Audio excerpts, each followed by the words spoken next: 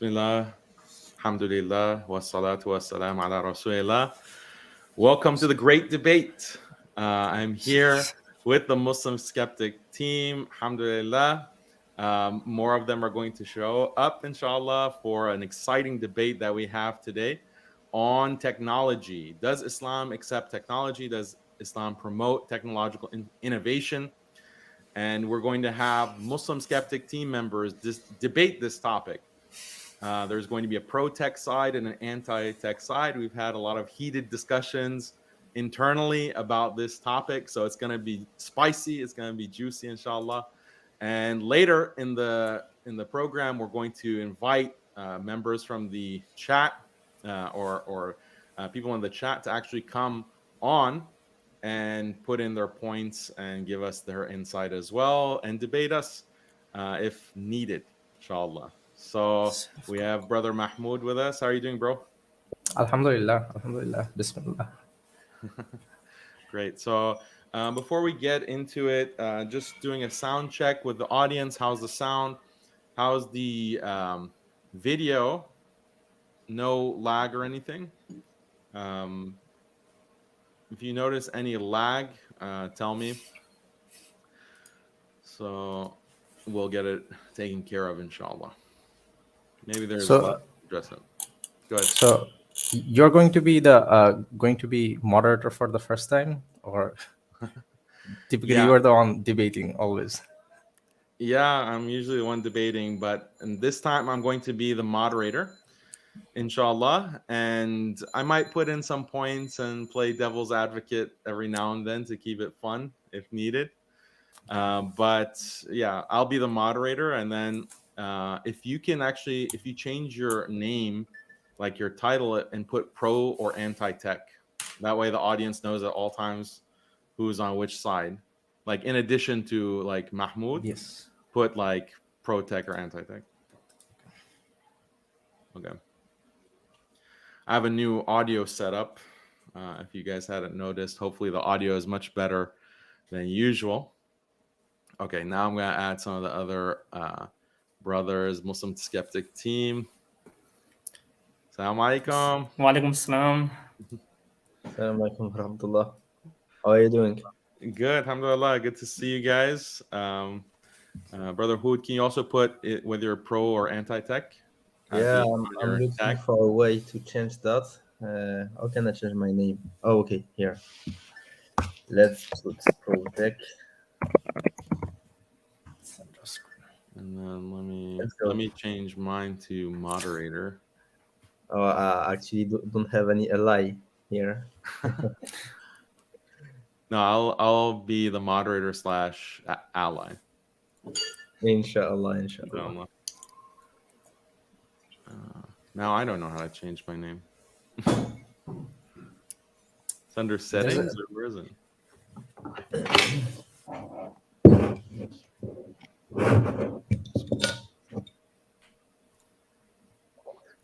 There's like a 3-dot drop-down menu, and it says edit name. Oh, edit. If you click on it. Yeah, I got it.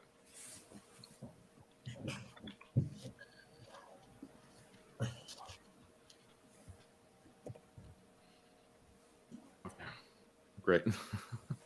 So before we get to the debate format and actually get into it, just a note, there's going to be a lot of people in the chat, probably my prediction, who are going to say, oh, you're having a debate about technology, but you're using technology. So we're just going to, I'll have a soundboard bite, that will play every time someone points that out.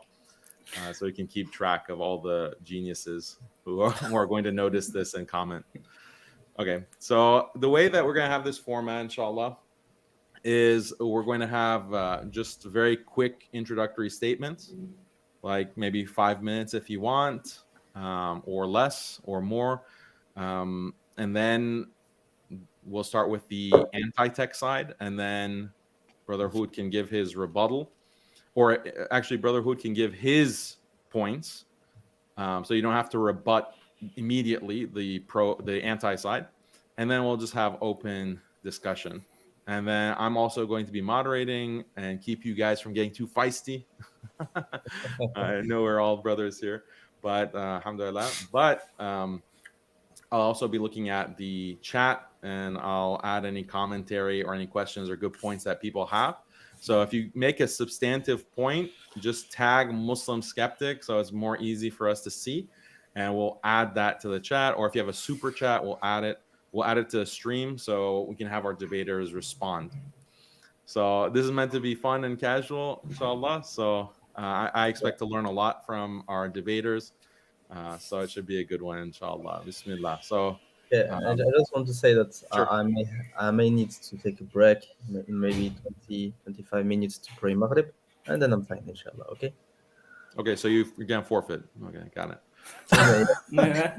I'll ask Allah's help in the dua, inshallah. Inshallah. Sounds good. Okay, so brother Mahmoud, brother Crypto Cranium, let's start with you guys. Bismillah. Crypto, you go ahead first, because I initially prepared a script but then discarded it. So you can start. Okay.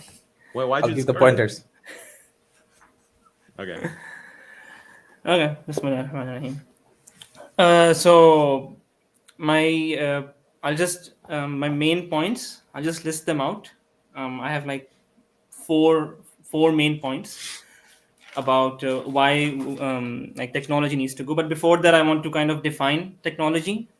So technology basically refers to when you apply science, or like when you apply science practically to develop for an objective, to develop some kind of thing. So in this kind of explanation, even the wheel can be considered a technology. So, not like now that we have tires on cars, like way back, even in ancient times, we have the wheel that can be considered a kind of technology. So, but nowadays in the modern world, what the problem we're dealing with that's related to technology, that's not related to this all of technology, like the wheel, like we're talking about. So this is the kind of unchecked progressive technology that came out of the industrial era, and that's the main, like, whatever problems I have with technology, this form of technology is the main proponent of it. So one of the main problems is that these kinds of technologies, they have a lot of hidden long-term costs. So for example, like these days, everything is basically all technological products are basically manufactured through factories and industries, and you have a lot of pollution. So pollution is it's a well-known fact. I don't even need to show any studies that it's led to all kinds of health problems, like lung related issues, and especially for people who work in these factories, and it's getting more and more prevalent. So this is and I'll give more examples, but I want to keep it short. So this is one of the points, is that technology has a lot of hidden long-term costs. The other problem is that these technologies is unchecked progress of these technologies. And what happens with the unchecked progress is basically that people start to depend on these technologies, and because people who are making these technologies, they have a sort of mindset of like initially it's for some good, for some noble purpose, for some benefit. But then as it keeps on going and there's no one to regulate it, it turns into a kind of thing that it's supposed to be marketed to people. So when it's marketed to people, then you have to develop it in a way that you have to convince people, oh, you need this technology.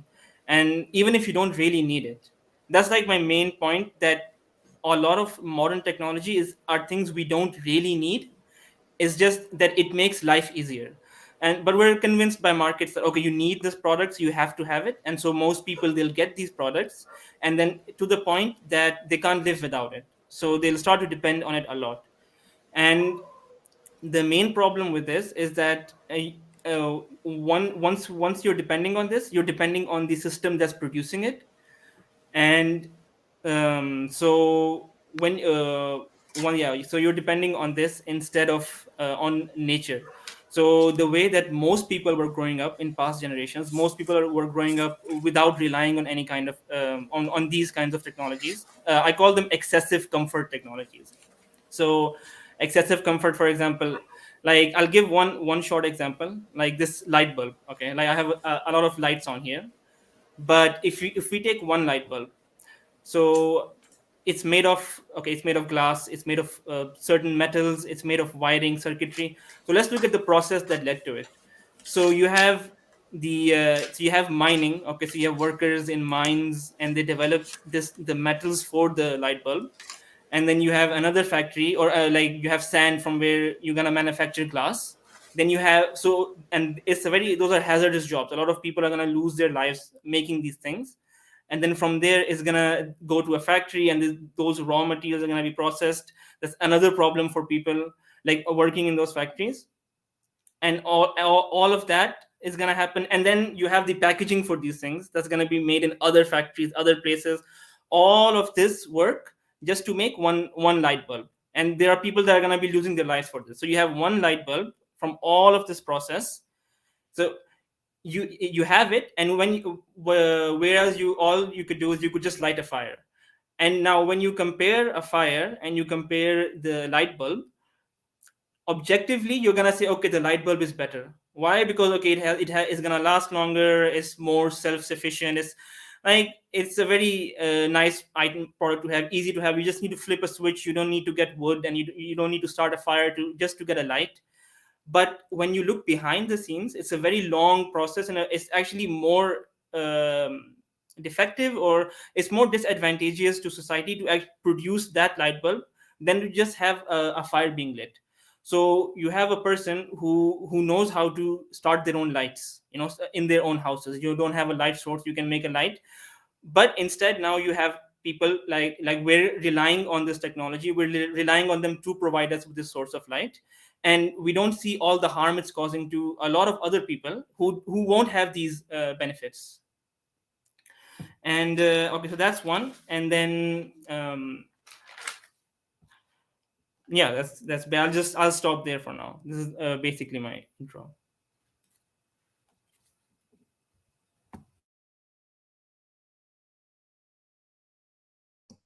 Okay, sorry. Yeah, you can respond if Brother Mahmoud can maybe come after Brother Hood or gives his point. Sorry, not necessarily respond. Okay, yeah. So should I do an introductory statement? Yep. Or okay, yeah. Alhamdulillah, salatu wassalam ala rasulillah wa ala alihi wa sahbihi wa man wala. Okay, so first of all, I'm happy about the definition that Brother Crypto Cranium gave, because that's we have the same definition. So it's good, because then we can go into deep matters and we don't have to debate a lot about definitions and whatnot. And so yeah, no, so that's my definition of technology: science applied practically for reaching a goal and to serve a purpose. Basically, that's my definition of technology. And I don't think the debate here is about are all technologies good and are all technologies bad, because I think we all agree that you can technically have some kinds of good technology and some kinds of bad technology. And at least it's not my position. I'm not here to say that every technology is good and we should promote all kinds of technological innovations. Obviously, there is things that I think are evil, and we can all agree on that. My point is that generally, Islam is a religion that calls for technological advancement, to invest into R&D and to develop the society through technology, not just with technology, but technology is a mean that is encouraged in Islam to improve society. Now, I prepared three main arguments for you, and I would like to have an answer to these three main arguments, inshallah ta'ala. My first argument is a theological argument. I think that we have from our scriptures, from the Quran and the Sunnah, examples of either ayats that calls for technology, or at least give a good description of technology and encourage Muslims to like technology. And you have example in the life of the Prophet ﷺ as well. Let's start with the Quran al-Karim. We have the example of Dawood alayhi salam, when Allah subhanahu wa ta'ala say in Surah Al-Anbiya, say that وَعَلَّمْنَاهُ صَنْعَةَ لَبُوسٍ لَكُمْ, which is like Allah subhanahu wa ta'ala teaches Dawood alayhi salam how to construct armor, how to construct weapons, and Allah subhanahu wa ta'ala say is a ni'mah. He recalled that as something good, beneficial for humanity. Now the question is, why would Allah say that this is a ni'mah, something useful for people, and use such laudative, such positive speech about technology if it's bad? Isn't it obvious that if Allah described technology and technological innovation as a ni'mah, then people, especially Muslims, will try to have more technological innovations? Allah would not use that kind of speech if He would say that's not encouraged in Islam. Now, I agree that some technological innovations are bad. I'm not saying that we should have unrestricted R&D and just try to innovate for innovating. But I'm saying that at least in general, the general principle is that seeking innovation, technological innovation is good. If you go to the life of the Prophet ﷺ, we know that the Prophet ﷺ used some kind of technology. He praised hijama, for example. This is medicine and it's a kind of technology.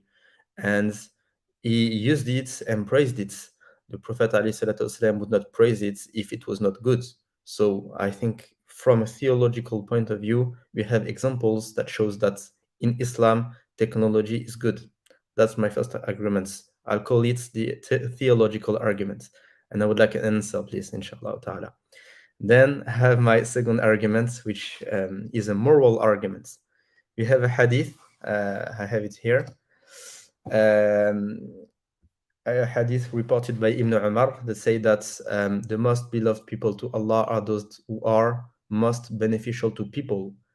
And the most beloved deeds to Allah is to make a Muslim happy or to remove one of his trouble and so forth.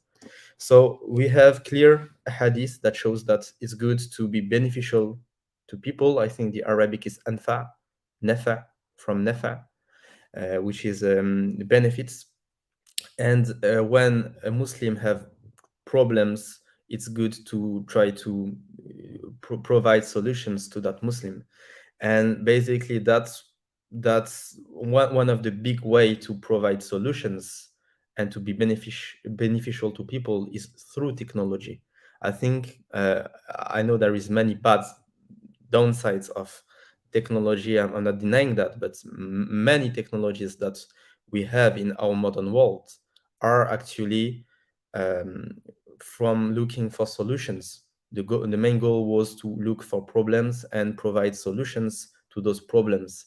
And I think that's aligned with the Islamic principle. So if you come back, let's take it into more formal arguments.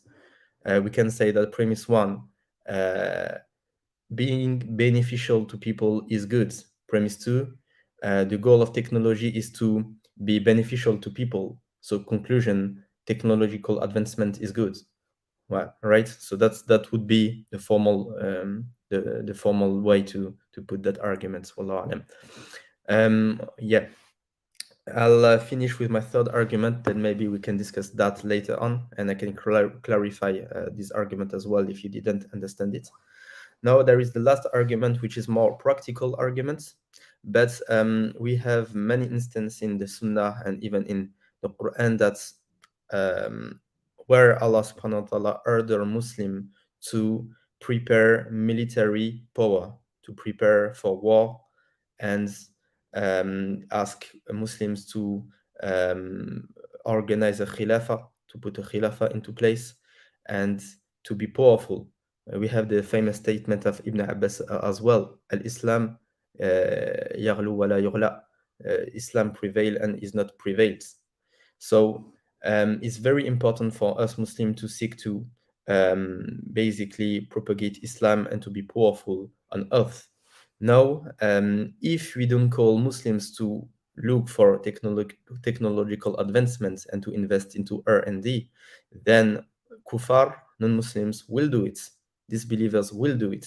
They will invest their time into R&D, technological advancements, technological innovations, and that will give these non-Muslims an advantage, a military advantage and an economical advantage that will help us dominate Islam, which is a clear mafsada, which is clearly evil.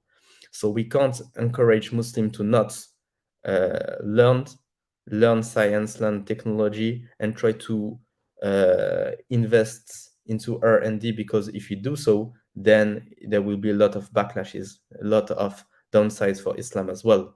So in that present world, even if you were to say, oh yeah, technology is evil, we have no choice basically, because if you don't invest into R&D, then we will probably lose. Look, for example, modern warfare. Modern warfare rely a lot on nuclear weapons, for example, nuclear weapon technology, drone. You have as well tech. You have IT war. No, you have IT war. A lot of warfare that is done on internet, on hacking, and so forth. So we are forced to um, invest into this kind of technologies in order to defend ourselves and to be able to prevail on non-Muslims that are using these technologies and are seeking to become better and better to dominate the world. Wallahu alam. So that's my three arguments: theological arguments, moral arguments, and practical argument, inshallah. I can repeat these later on if you forget one of these arguments, but I would like to have an answer on each of these arguments, inshallah. Barakallahu fikum. Okay, so anyone who wants to respond, go Ah. ahead. Yeah. So, Bismillah, Rabbi shrah li sadri wa yassir li amri wahlul 'uqdatam min lisani yafqahu qawli. If it's troublesome for people, if I have some sort of speech impediment, because public speech, it's not my, yeah.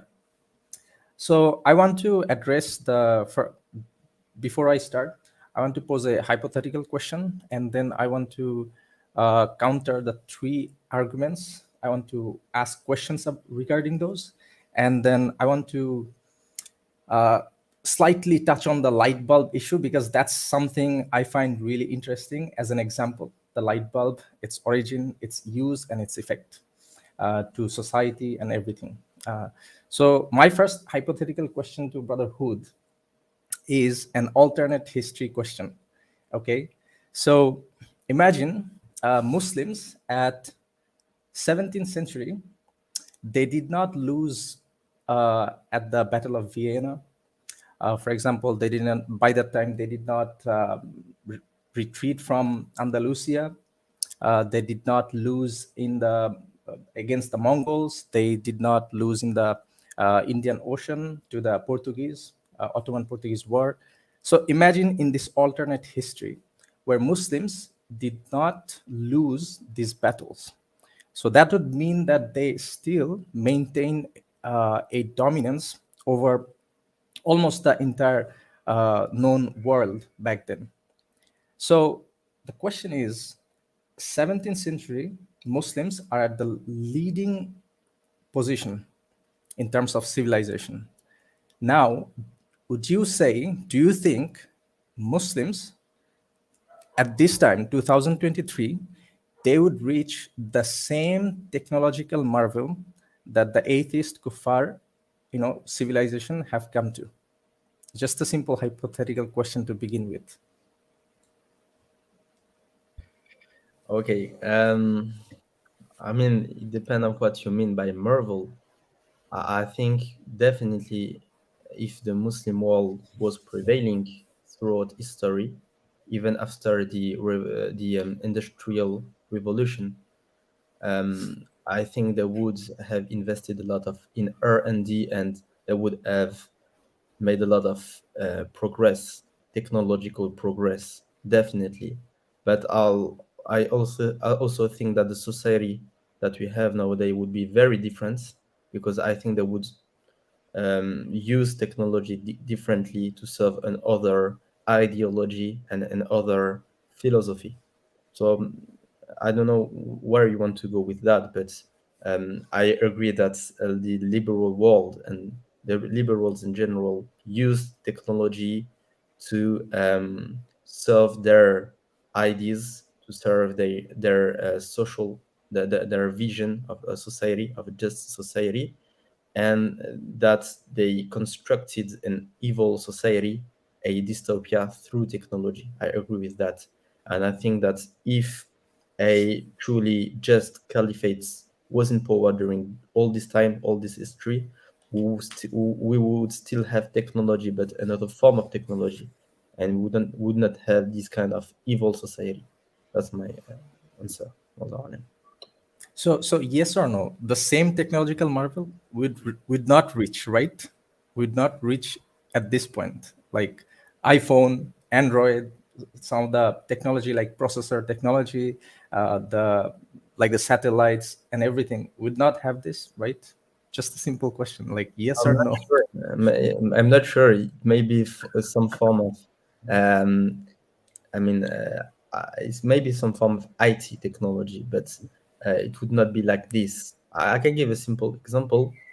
If you take TikTok, for example, a lot of people spoke about how TikTok is evil, and I agree. TikTok is one of the, I mean, it's very very bad. I agree that TikTok have nasty effect on youth and so forth. So I agree with that. But for example, that you have two versions of TikTok. You have the Chinese TikTok and you have the foreign TikTok. And actually, the TikTok version that Chinese people have is very different than ours version of TikTok. The content is very different. The modalities of use are very different, and actually the Chinese government permits the youth to use TikTok for maybe 30 minutes, 40 minutes, and it's most of the time instructive content, beneficial contents, and this does not pose a lot of problem in China. But if you go to foreign countries, then this is another version of TikTok where you don't have any restriction in time. You have, of course, very dumb contents that make actually people dumb. So you see that one technology, which is social media, can be used in two way, two fashion. Of course, I'm not saying that if Muslims were to have their TikTok, it would be like the Chinese one. But we can see that sometimes you can use this kind of technology to actually make benefits to humanity, to people, and you can use the same technology to make harm to people. You see, so that's the same thing. I can't say if like the Muslims who would construct IT technology, but what I can say is if there are real Muslims that would make good technology that would serve the maqasid, the goals of the Sharia. Wallahu alam. But I don't want to linger to this hypothetical question long, but just I think we can discuss this point later on, that regulating technology, like as you're saying, like Chinese government regulating the technology, I think that's because they are highly authoritarian government, and I just don't think that a Muslim khilafah will be that much authoritarian or like a systematic approach where they will be like regulating the population. So I think we can shed light more on this later on in the discussion, but I just want to uh, comment on the 3 points you brought. Like in the first point, you said the use of armor. You said the use of armor is a technology, but I don't see how that equates to the technology that we have today. For example, as brother Cryptocranium said, that most of the technologies we have in the society, it's comfort technology. The use of armor, it's related to war, and so I, I I agree on that a Muslim civilization, a khilafah, they will always try to advance in terms of like warfare tactics, but I don't see the relation between like a armor. It's not like, even back in that time, an armor is not a technology that benefits people in terms of life. It's in the battle where it helps.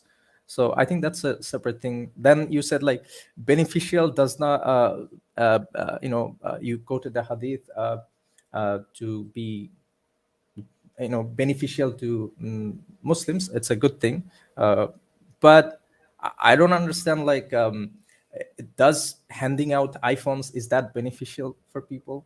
Like, I don't see the relation I here. think Also, I think a lot of people see the benefits of technology, but do we really have a clear picture of what the harms are or the negative aspects of technology? Like, I think that hasn't been really addressed.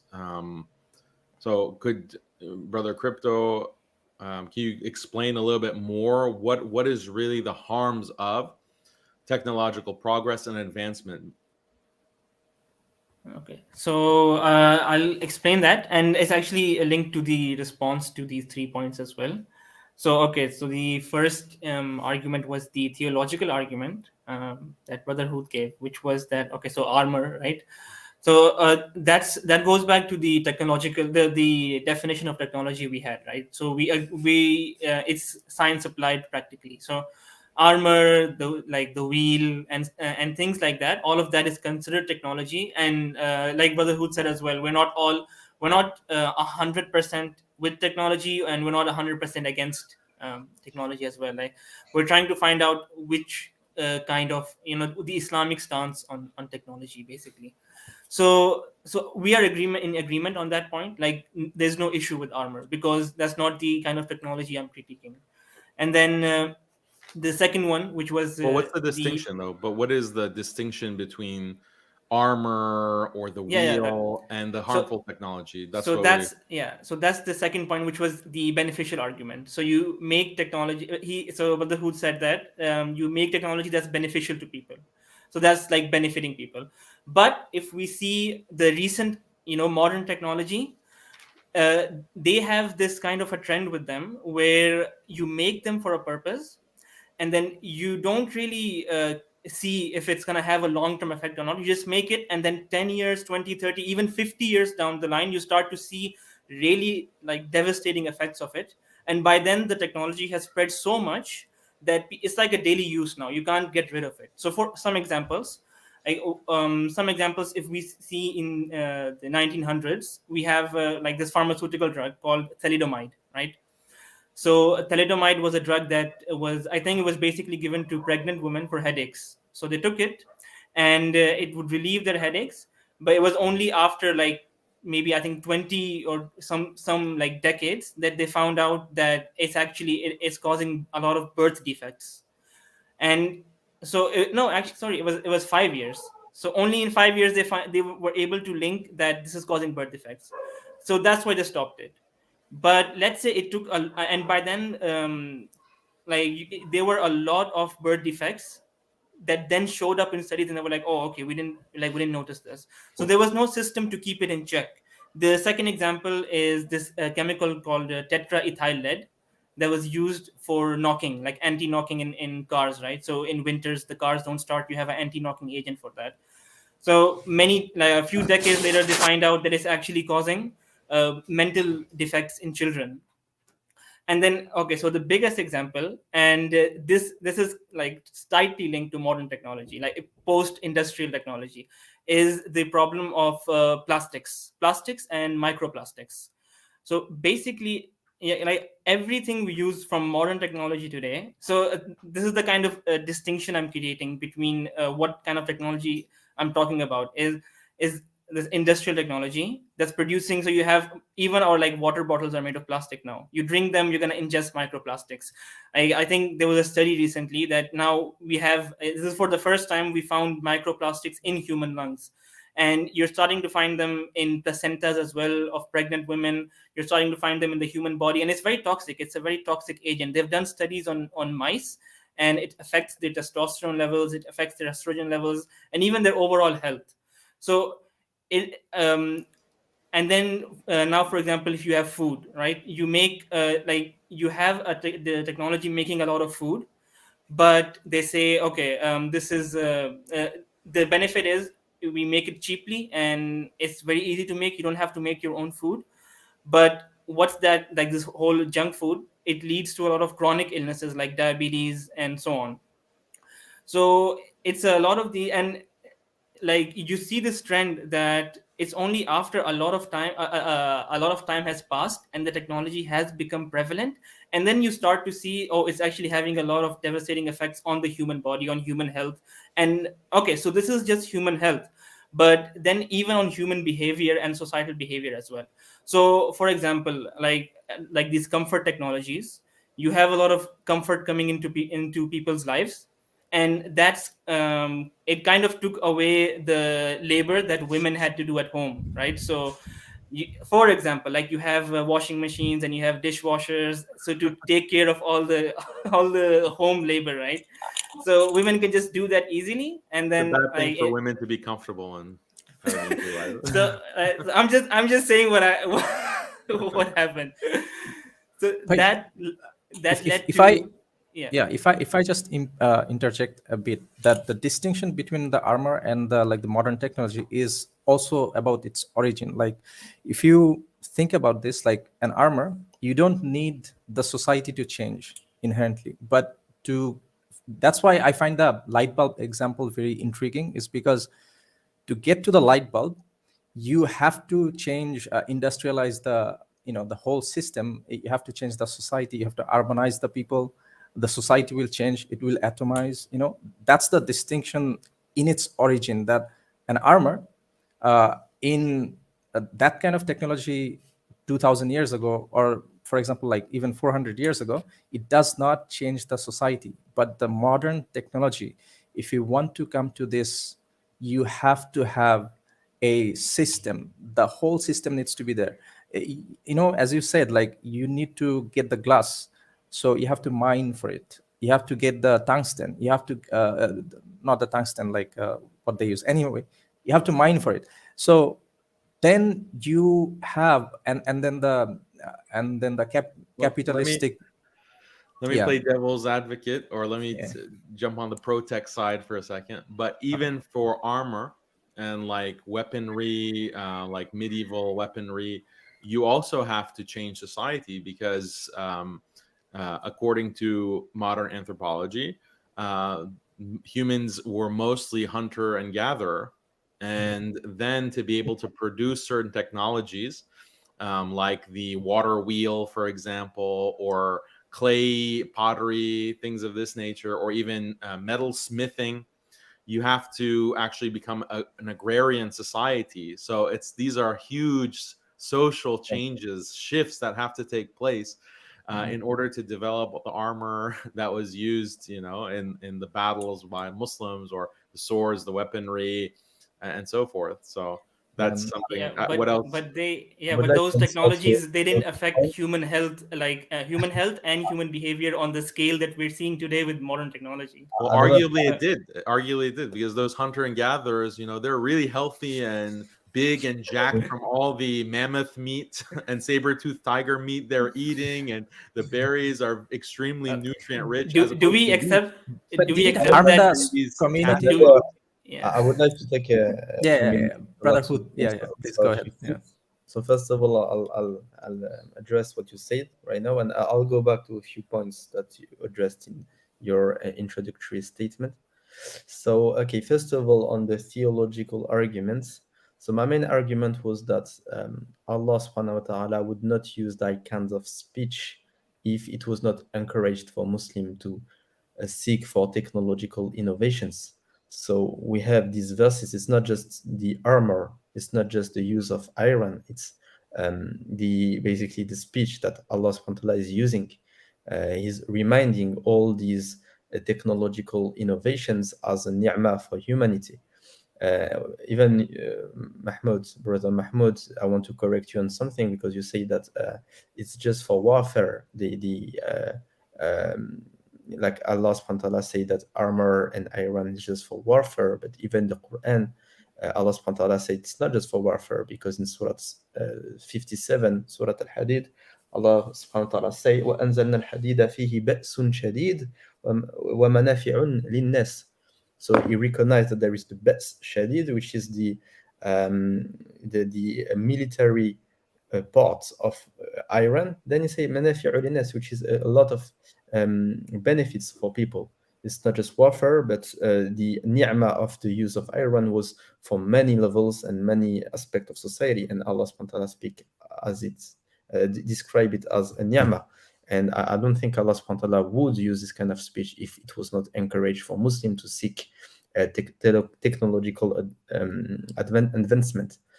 Regarding the social changes that technology provoke, my answer is basically the same than that Ustad Daniel. The same thing. I mean, most technologies in history has been disruptive.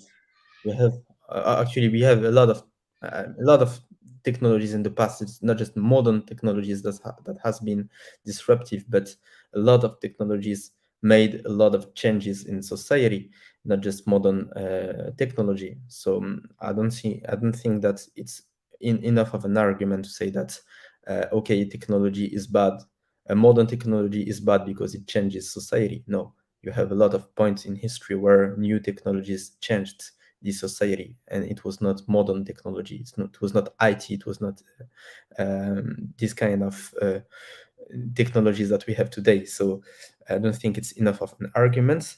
Then I want to address the argument of Brother Crypto Cranium regarding the whole benefits and harm. You say that there is a lot of hidden harm in modern technology, and you gave some actual example of drugs, medications that we used and applied in the past, but we didn't know that there was some harm behind it. And I want to say that the use of mafsada and maslaha, so to wait between benefits and harm, is something that is accepted even in fiqh. So it's something that is inside the Islamic logic, Islamic rational. But what we do when we scale between mafsada and maslaha is always based on present knowledge, but we don't speculate in the future. And why? Because if you do too much speculation, then we can't use this kind of argumentation. Actually, it becomes impossible to use mafsada and maslaha, because there is always a chance that there is a hidden mafsada that we can't see today, but actually is very, very bad. And I can give a moral argument that actually is used sometimes in some moral debates, which I think pretty interesting. If, for example, I see a poor woman that is in danger, maybe she's dying of hunger, or I don't know, and I actually want to help her, and I want to give her food or drink like that she don't die, and I save this woman. Many people would say that, okay, it's good because I did a right action, I'll help society through my action. But actually, maybe there is a chance that this woman give birth to maybe a dictator that tried to kill billions of people. I don't know. And actually, it was very bad for me to save that person because of me, because of my action of saving that woman. No, millions of people have died. That would be ridiculous to say that my action was evil because there was actually a hidden mafsada that is so huge that actually my action was actually evil. That would be ridiculous, right? And if we start to think to that level of mafsada and that level of maslaha, then this whole use of mafsada, maslaha, this whole utilitarian arguments, utilitarian rational can't be used anymore, because we are human and we have limited knowledge, and there is always a chance that some kind of mafsada exists and we don't know it, right? What's your response, Brother Crypto? Yeah. Okay, so the thing is, it's not speculation, and it's not speculation because I gave examples, right? I gave examples of modern technology. Modern technology is referring to the kind of technology that came out of industrialization, and 90% of it is being used to make plastics. So I'm giving the example that this does have, it's like, there's proven harm on, and like on a massive scale. Society, like, not that, okay, technology is going to change society, and I don't completely oppose technology, but the kind of extreme change that this industrial technology caused, it's unprecedented. We keep giving, like, people keep giving examples. You see these examples everywhere. Okay, like the last 50, 60, or maybe even the last century, the way humans have lived, this is completely different from all of the previous human societies, even though they were going through technological developments. But there are common things between them, like their family structure and their roles in society, their dependence on each other. Society being, like, you have the individual, you have them depending on like family members, and then the family is depending on the whole village, on their tribe, and then the tribe is depending on the village, and then you have this societal units, right? But now, after industrialization, because of this excessive comfort, human nature has kind of, not human nature, human nature has kind of started to shift to becoming more introverted, more out of touch with nature. And so the more out of touch with nature you become, the more dependent on the alternative. You're becoming dependent on modern technology. And okay, I'll link this with the military technology example you gave. So in the past, there were several Muslim conquests where they defeated the enemy even though they had better armor, or they had better, let's say, technology. So the enemy had better technology, but the Muslims still beat them, uh, even though they had less technology. So what helped them there? Was it technology, or was it their iman? I would say that, okay, technology plays a role as well. You still need weapons to fight the enemy, but which one is more playing a role, the technology or iman? Like the kuffar would say that, okay, technology is more important. We need to develop military technology to defeat them. But Muslims, we know that iman is more important. Like, you have belief in Allah, and then the strategies they came up with to fight the enemies, that's another thing. So now in the present day, we are what do you think we're lacking in? Muslims are lacking in iman. And this lack of iman, it comes from what? It comes from a lot of it is due to modern technology. I would argue that a lot of the lack of iman today is due to the kind of lifestyle modern technology has caused us to become in. More, out of touch with nature, and more, Muslims. You have this kind of system now where Muslims, they go to the mosque, but there's very less. It's not less, but it's starting to decrease the kind of community. Like, people just go, they pray, they come back. The kind of community glue is decreasing because they're not relying on each other anymore. They don't they have all of their needs taken care of by modern technology and the modern system, and that's kind of hurting their iman as well in the long term.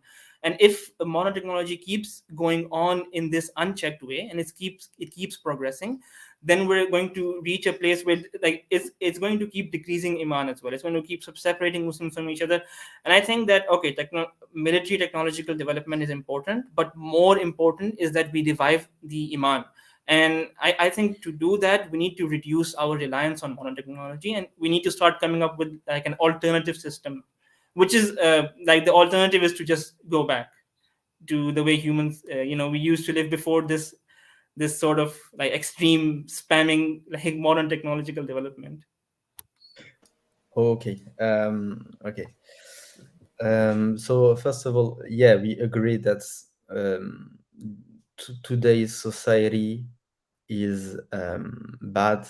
It's a dystopia, and we have unregulated technology. And even if tech is regulated, it's not regulated through Islamic principle, and that's evil. So we agree 100%, and I would not argue that today's technology is good. That's not my argument. I'm speaking about technological innovation once again. And I was reacting, so I want to answer this thing you say about plastic, for example. You said that yes, there is a hidden mafsada, and basically, if I understand correctly, you say that such a massive mafsada that no, actually, using plastic in technology is bad, and in general, technologies like that, you have this hidden mafsada that we don't see, and then it's massive, and it causes a lot of harm to many people.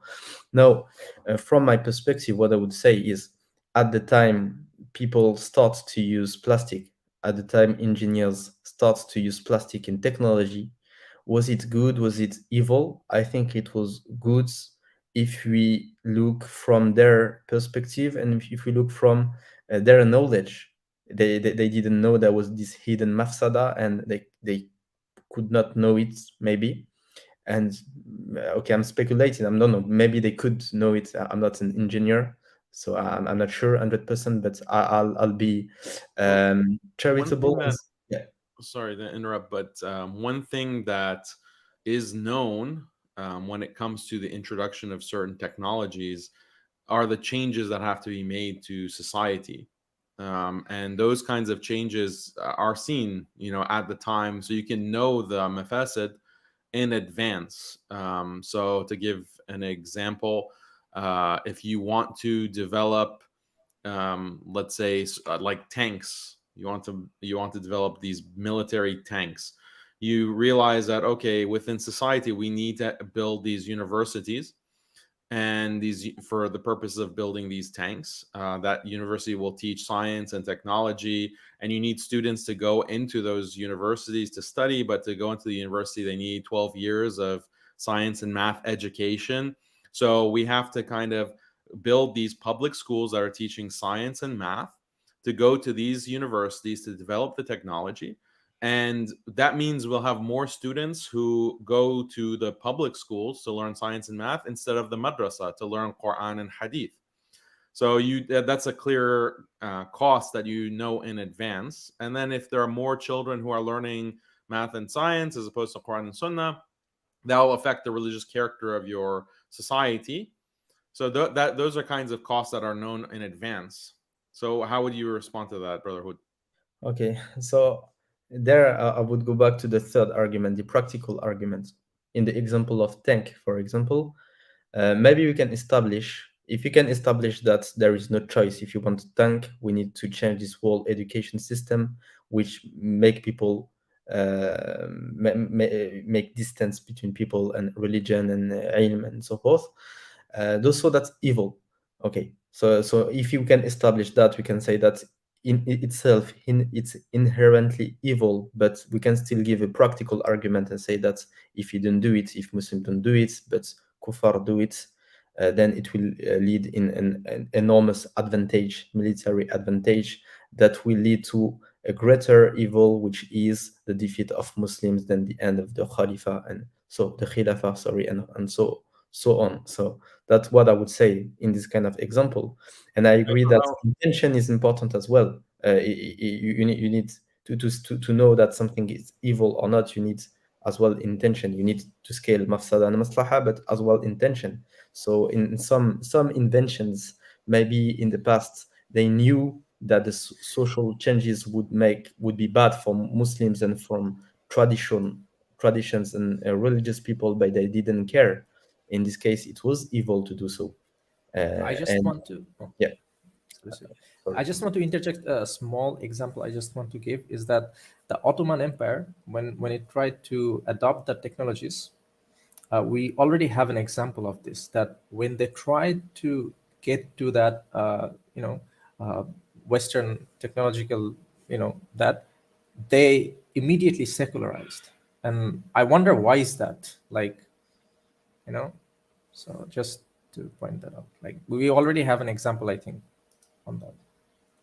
So what would you say, Brother Mahmoud, to the idea that, well, if you don't develop these technologies, this is the practical argument that Brotherhood is giving. You're not going to develop these tanks, these warplanes, these long-range missiles, then you're going to be destroyed, because these other powers that have the technology are just going to come and wipe the Muslims out. So we have to, on a practical basis, like that mafsada, that harm of Muslims going extinct because they're being genocided, that's a much greater harm than arguably even secularization.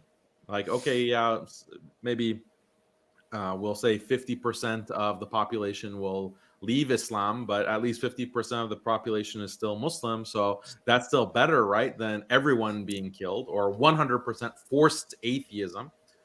How would you respond? Well, my question would be like, do we have an example of that? I don't think we do. But if you look, like, I actually wonder about this when talking about the Ottoman Khilafah, like the ulama there, they are arguing at that time that whether we should use fire to kill people in the battlefield. And that's like the default position is that we should not, uh, as far as I know in Islam, like so I don't know, but I wonder about this, that whether we should adopt the way of the the kuffars to advance. But and on the other side, like, I don't see any example where Muslims sticking by their principles, they, however back foot they are in, they were wiped out completely. I don't see that, but there have been like multiple examples. Even to this day, we have like all sorts of examples that whenever we thought that, okay, you know what, we need to do this so that we can also compete with them and survive through this. And then maybe the intention is, okay, maybe at some point when we get the upper hand, we'll leave this. But has that been ever the case? I don't think so. Have we been able to do that ever? No. But do we have example of like sticking to the principle of Islam, not giving in just to have certain advantages? We have, many examples. So I don't have any complete answer, but I also wonder about that, like how Muslims would solve that issue. Yeah. Well, I this is want a question that goes for both sides, because I can also ask Brother Hood, okay, what is there any limit, to the type of technology? Like, is there a limit to the pragmatic argument? Like, are there any red lines? Like, what if China develops a kind of technology where they're gene editing human beings to, like, instead of having 2 arms, humans can have 4 arms. Okay, maybe you wouldn't call them humans anymore. Or instead of 2 eyes, there's like 3 eyes, or like a one super eye. And if Muslims don't adopt this technology, they're going to be wiped out.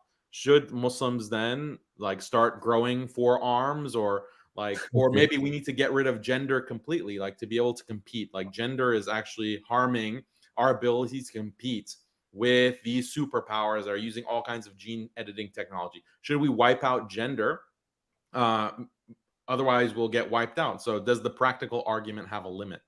I would say a few things here. First of all, regarding my past arguments, obviously, if I mean, constructing this kind of technology would result in 50% apostasy in the population, maybe I would not encourage it. So yeah, if it means a part of the population not studying Sharia but studying this kind of tech, maybe yeah. So maybe it's not. But that's the reality. Like, that's what's actually happening. Yeah, In some of these Muslim countries, it's like 50% is being optimistic. I think the reason is as well secularization and liberalization of the states. So it's not just that we need to learn science and math, but as well, I mean, the ideology of the ones governing and making the curriculum that push people to apostasy. I think that's not just science and math. But let me respond to the other arguments. I would say that, first of all, mafsada and maslaha is used when it does not contradict clear-cut ayat of the Quran. So the use of mafsada and maslaha, it has its place in Islam, but we should always put the Quran and the Sunnah first. So we can't basically, for example, take off this kind of gender, take off the gender, make 4 arms humans, because it clearly contradicts a lot of ayat in the Quran.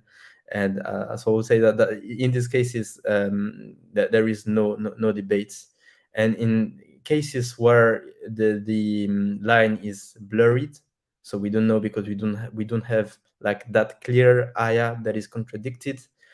And you have this mafsada, this maslaha, you can't scale this very well, and you have all these debates. Then I would say you need to go back to scholars, have debates between the scholars. You need to have like Dar al-Ifta, a lot of council of scholars debating and trying to see if it's really good, if it's really a maslaha for the community or not. And I wanted to answer Brother Mahmoud as well when he said that you can't punish by fire. That's an interesting argument, and definitely I'm not a mufti, so I can't say oh yeah it's fine, you can make all these weapons and burn people. I'm not saying that. I can't make this argument, but I want to recall one ayah in Surah Baqarah where Allah subhanahu wa ta'ala say وَلَا تُقَاتِلُوهُمْ عِنْدَ الْمَسْجِدِ الْحَرَامِ حَتَّى يُقَاتِلُوكُمْ فِيهِ. He say, don't fight them in the Masjid al-Haram until they fight you in the Masjid al-Haram. And the basis is in Islam, you don't do war in Masjid al-Haram, and al-Haram you don't have the right to kill people in the Haram. But Allah subhanahu wa ta'ala say, okay, you can't do it, but if they fight you in the Haram, then you fight them. And I can say maybe, wallah alam, and we need to go back to scholars, but maybe that's the same rational here. Like, okay, you don't have to do that, but if you're forced to do it because they do that to you, they fight you in the haram, then you can fight them in the haram as well. Wallah alam. Okay, before you guys respond, let me just go through some of the chat. So you guys can stop me to respond to any of them. Maybe I can do salat when. Okay, go ahead. That time, yeah, that's the best time to do it, and I go back. Okay. Okay. So this is Brother Dahir. Islam is not pro-Silicon Valley. These technologies are used by evil, sleeping ummah. This AI agenda is based on Kabbalah and human progression into gods, i.e. self-worship and New Age techno-liberalism.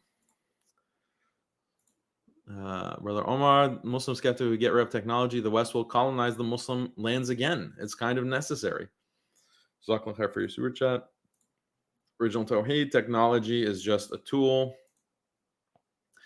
Then we had a bunch of comments that we said would come. Using tech to be anti-tech, LOL. Yep, you caught us. Okay, so using microphone and headphone anti-tech. Great point. Brilliant. This guy talking now is the most teched out. They're talking about Brother Mahmoud. You have like the headphones and everything. You're the most teched out, anti-tech. Then we had some super chats. Free Top G about our brother Andrew Tate. Jazakallah khair for the super chat. And again, free brother Andrew Tate. Thank you. Brother Redman says, non-believers today have a monopoly on capital and technology. Let's accept this. Call and cultivate upon Tawheed. That's how we'll be an unstoppable force, just like in the Sirah with Sulh al-Hudaybiyah. So this, I think Brother Mahmoud was making this point, and Brother Crypto, on the importance of Iman. Jazakallah khair for your super chat. Guy Lesleben. Here's another comment. The most important question is that how are we going to stand against modern liberal West without modern weaponry if we are anti-tech? Please elaborate. That's what we've been talking about. So I think there's another distinct adoption of technology and like for example, like if you think about it, like I don't want to go into this, but I don't know much. But Rasulullah sallallahu alaihi wasallam in the battle of I think Khandaq, where he like dug trenches, I think that's an adoption of technology. And throughout, like even for example, like I see this all the time. For example, the Ottomans, when they're conquering the Constantinople, they don't have the higher technology. It's the other side who has it, and then they adopt that. They bring the engineers over to this side, and then they fight. So I think, I don't know, I'm not making a definite definitive comment here, but I think there's a difference between adoption to gain an upper hand and then not leave it, but yeah, just something on my head, that probably something about that. Yeah. So with this military technology, so one thing we've established is that modern technology, in order to install it into your lands, you have to do this sort of urbanization process that leads to, okay, you have factories, and then you have all of that, like it's a package deal. You can't just have the military technology. You have to start making all kinds of technologies, and then they all develop, and it leads to the kind of isolated or atomistic society. So that may lead to, okay, half the population apostatizing. And then, but you're like, okay, now we have the modern technology, now we can stand against the kuffar. But so the problem with that is that the underlying presumption of that statement, that we need the modern technology to stand against them, is that you're accepting the fact that developing the technology is more important than iman in defeating the enemy. Because we understand that the development of modern technology is going to lead to decreased religion and community values and traditional Islamic values. So if that leads to decreased values, it's going to lead to decreased iman. So this is one thing that we kind of established in this discussion. And so if you're agreeing to the fact that it leads to decreased demand, but then you're saying, okay, we do need it to beat the kuffar, then you're agreeing to the fact that the technology takes priority over iman. You're not saying that it's the other way around. I think that's a way to look at the situation. Okay, I disagree. Of course, I disagree with that. Because okay, no, because I mean, we all agree that iman is more important than that technology, of course, and arguably, iman is more important than people's life. I mean, an extension of the whole Muslim population is maybe a lesser evil that the extinction of the deen, right? So that's not what I am saying. First of all, I don't think that. I mean, I think we can still have this kind of technology, military advancement by while preserving people iman. So I think today's society example is not. I mean, it's an exception. So maybe we can try to construct other kind of model that can allow people to have faith, iman, and at the same time investing in R&D. So that's the first thing. So it's not clear to me that there is this correlation, this causation between investing in R&D, this kind of highly advanced technology, and the loss of people iman. And the other thing is, Let Brother Crypto respond to that first. Yeah, okay. I wasn't gonna. I was saying that I kind of agree with this approach of finding an alternative model. In where, okay, so like we all agree here that we're not 100% with or against technology, but the kind of harms modern technology have caused, using that to develop military technology to further the Muslim cause, that's going to lead to more harm than benefit. This is my opinion. And then but yeah, if we start to look at different, because Muslims have given a lot to Muslims have played a lot of role in technological advancements, especially if you come to like sciences like chemistry and navigation and so on and so forth. So we should look into technological innovation or strategies to beat the enemy, without adopting the kind of modern technologies that leads to these harms, where the society is atomized, and it leads to decreased iman in society, or aren't you arguing for my points here? Because you are basically admitting that we need to invest in R&D and technological innovations. Yeah, but then you're also agreeing to my point, because I'm saying that no, we don't use modern technology. I think we're reaching like a middle ground here. Middle ground, yeah. These liberal, what I would call liberal technology, all all technologies where we can establish that there is a clear mafsada, then yeah, we don't. It's evil to use it and to develop it, and that's what I say just earlier.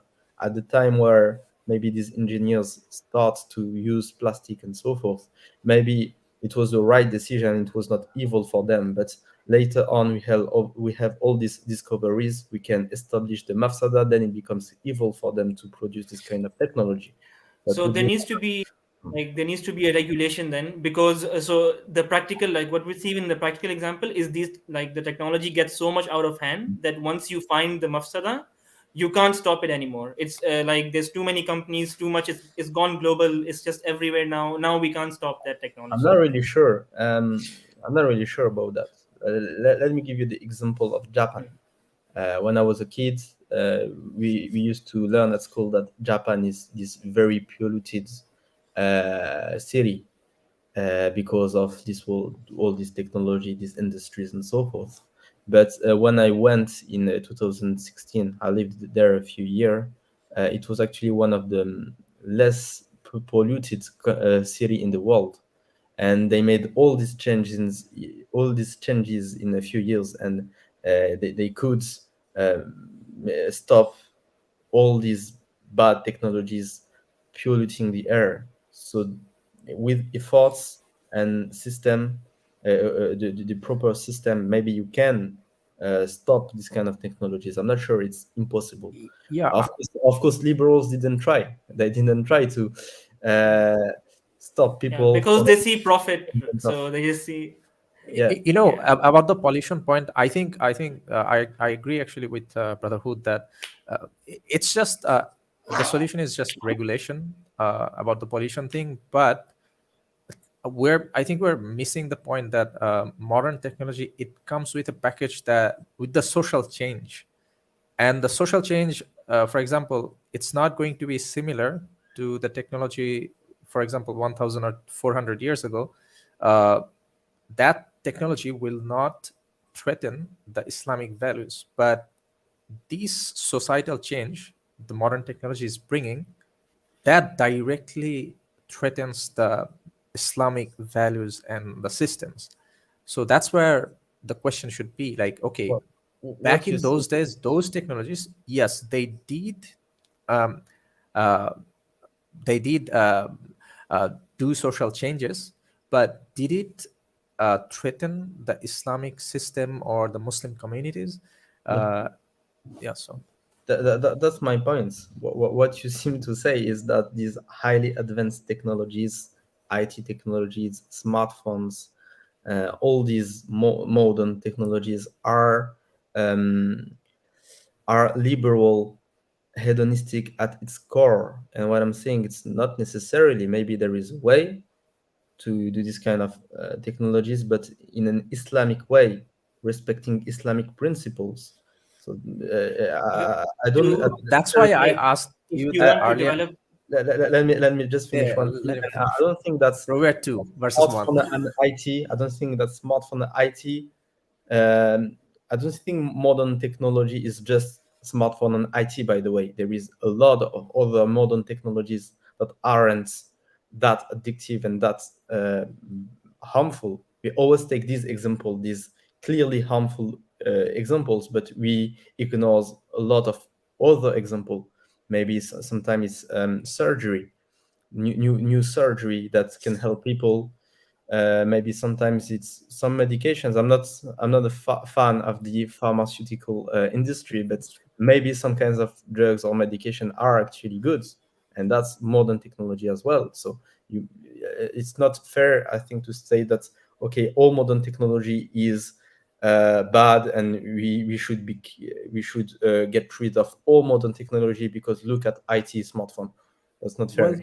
All other to that, But brother. I think Yeah, sorry. Go ahead. I think one way to frame it that will make it more clear, because people seem to have this idea that you can have the technology without social changes. But in reality, you can't really have modern technology without social change, modern society. I think that's the point. And the way that you can visualize is that, okay, are you going to Look at how Muslims were living 300 years ago or 400 years ago, like in Egypt or in Mecca or Medina or in India.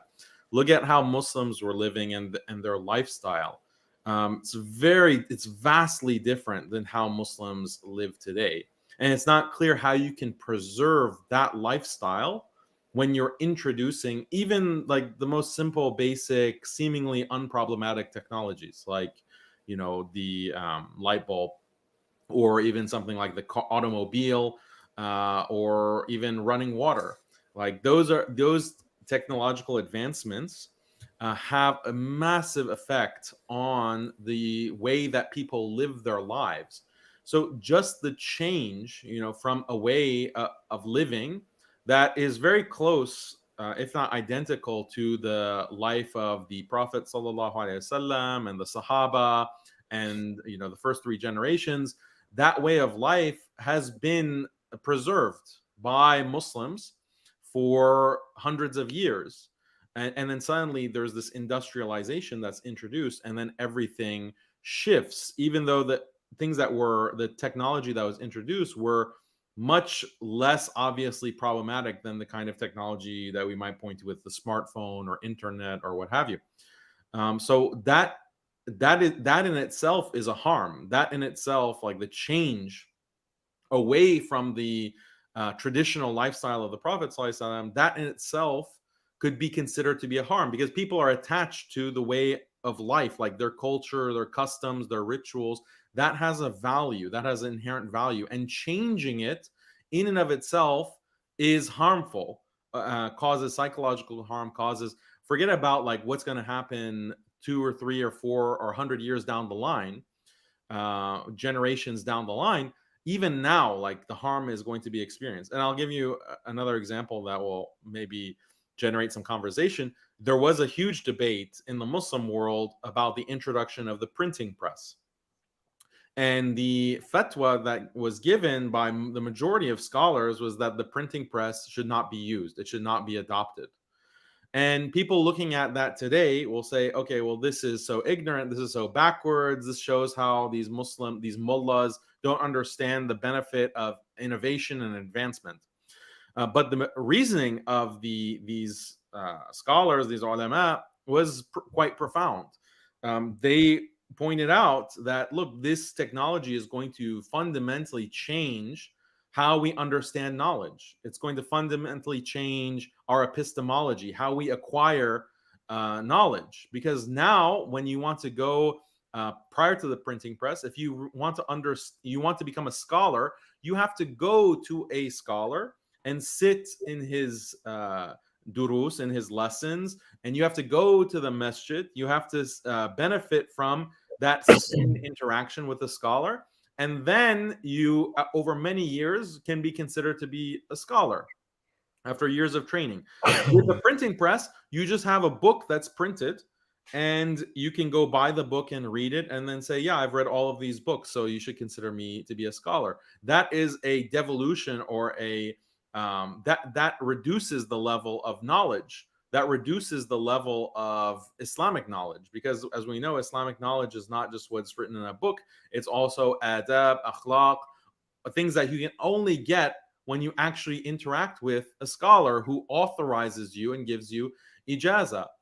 So if this has the printing press has had a huge effect on the level of Islamic knowledge, and therefore the religious practice of people in modern societies.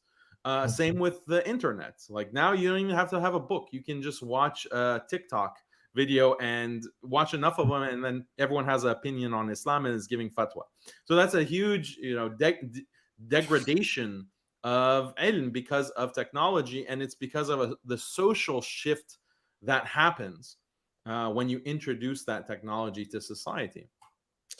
Yeah, so I don't actually have a problem with that, and I think in a way it supports actually what I'm saying, because I'm not saying that a specific technology is good or bad. I'm not saying the printing press was a good thing for Muslim or it's good. What I'm saying is investing in R&D. I think that Muslims are encouraged to invest in R&D and to seek for technological innovation, Now, when it comes to its implementation in society, then I agree. I think it's a good thing that actually scholars regulate it. So it needs to be regulated by scholars that has ilm, can How see the can you mafsada and invest? maslaha. How Hmm? can you invest in R&D if you're not going to use it? Like where who is getting these resources to spend on innovations that potentially would not be used? And also it's a like opening Pandora's box. Like you're spending money to develop things that are not, then we develop first and then ask questions later. That seems to be dangerous. I mean, that need to be regulated by the Khilafah, I think, like the power, a religious power, and scholars as well. That's basically my points. But I still think my first argument, theological argument, stands. Uh, we see a lot of places in the Quran where Allah subhanahu wa ta'ala encourage, not encourage, but speak laudatively in a good way about these innovations, technological, what was at the time technological innovations. That's encourages to seek for new innovations. Then of course it needs to be regulated. And I think even now, I mean, it's always the case in R&D. You invest, then you make discovery, then you decide if you want to produce it and to democratize it or not. So I don't see. I mean, I think that's. I don't see why it would be that a problem. That sometimes we just make discoveries, but we decide it's evil, and then it's just unlawful, and we can't actually produce it and spread it. I don't see why it would be a problem in itself. I have some questions actually. One is, for example, the okay. So to innovate, you have to have an incentive. So do you think this is a question to actually everyone? That do you think that uh, there would be a difference of interest or incentive for a Muslim to innovate versus a disbeliever Definitely, who has yeah. a worldly view, or I mean materialistic, like hedonistic view, because they don't believe in God. This is their paradise basically, the Yeah, earth. I think And for yeah, go ahead. I think that liberals used technology and researched, invested in R&D for two main reasons. The first reason is to reduce natural inequality between people. One of the reasons is that some all these hormonal technologies, all these surgery to reduce the difference between genders and so forth, all this is made to reduce that. Arguably, even the dishwasher, in a way, is a way to reduce inequalities, because then you don't need a woman to work at home and then she can work in the company as well. So yeah, that was one of the reason why these liberals wanted technology, and still today they want to do it, and they want to invest in these technologies because they see that maybe it's possible hypothetically to reduce these biological inequalities, which is a huge problem for these liberals, because one of the reasons we have these discriminations and we have this difference in rights is because there is biological differences that matters and we can't ignore. And another reason why I think they invested a lot in technologies is to empower people, because they see that with empowerment, if you empower people, then they have more options and they have more freedom, basically. In empowering people through technology, then you create more options and more freedom, and they are liberals, so they like freedom, and I think that's valuable. No, that would not be the way a Muslim research, Muslim R&D would look. I don't think we would try to invest for these reasons. I think the argument that is being made, maybe by Brother Mahmoud, you can correct me if I'm wrong, is that you need a certain psychology to be able to do R&D. Like you need a certain psychology to be able to do the math and science. It requires a certain level of IQ. It requires a certain level of analytic thinking that actually, if you look at the world population, it's statistically rare. The kind of psychology and mentality that can even do R&D, and the psychological studies indicate that that kind of hyper analytic mind is actually not natural. Like it might be naturally occurring for like 0.0001 of people at the far end of the bell curve, but the vast majority of the kind of math and science literacy that we have today is not because of humans being naturally in that, having that kind of capacity. You have to induce that. You have to create the mindset. You have to create the psychology.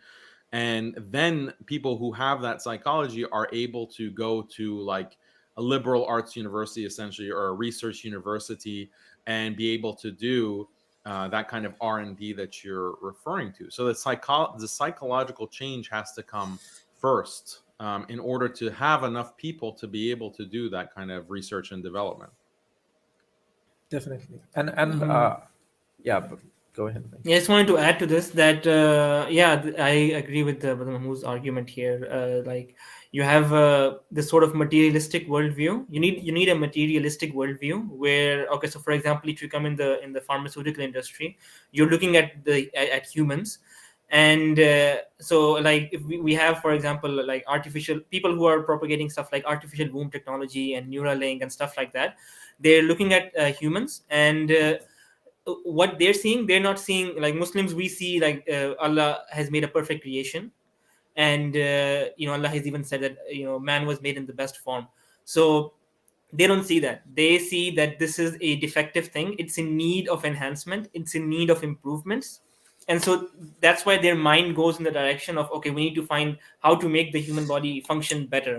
Okay, like pregnancy is causing a lot of pain, and it's causing a lot of morning sickness and so on and so forth. It's a very painful, bloody process. So how can we improve upon that? Maybe if we came up with a technology where she doesn't have to feel that pain, and she doesn't have to, and this might even play into the whole dishwasher thing. Like, okay, we want women to have an easier life, so it's having a lot of trouble, so we'll make dishwashers and washing machines and so forth. So these technologies will take care of the work, so then she can have more freedom.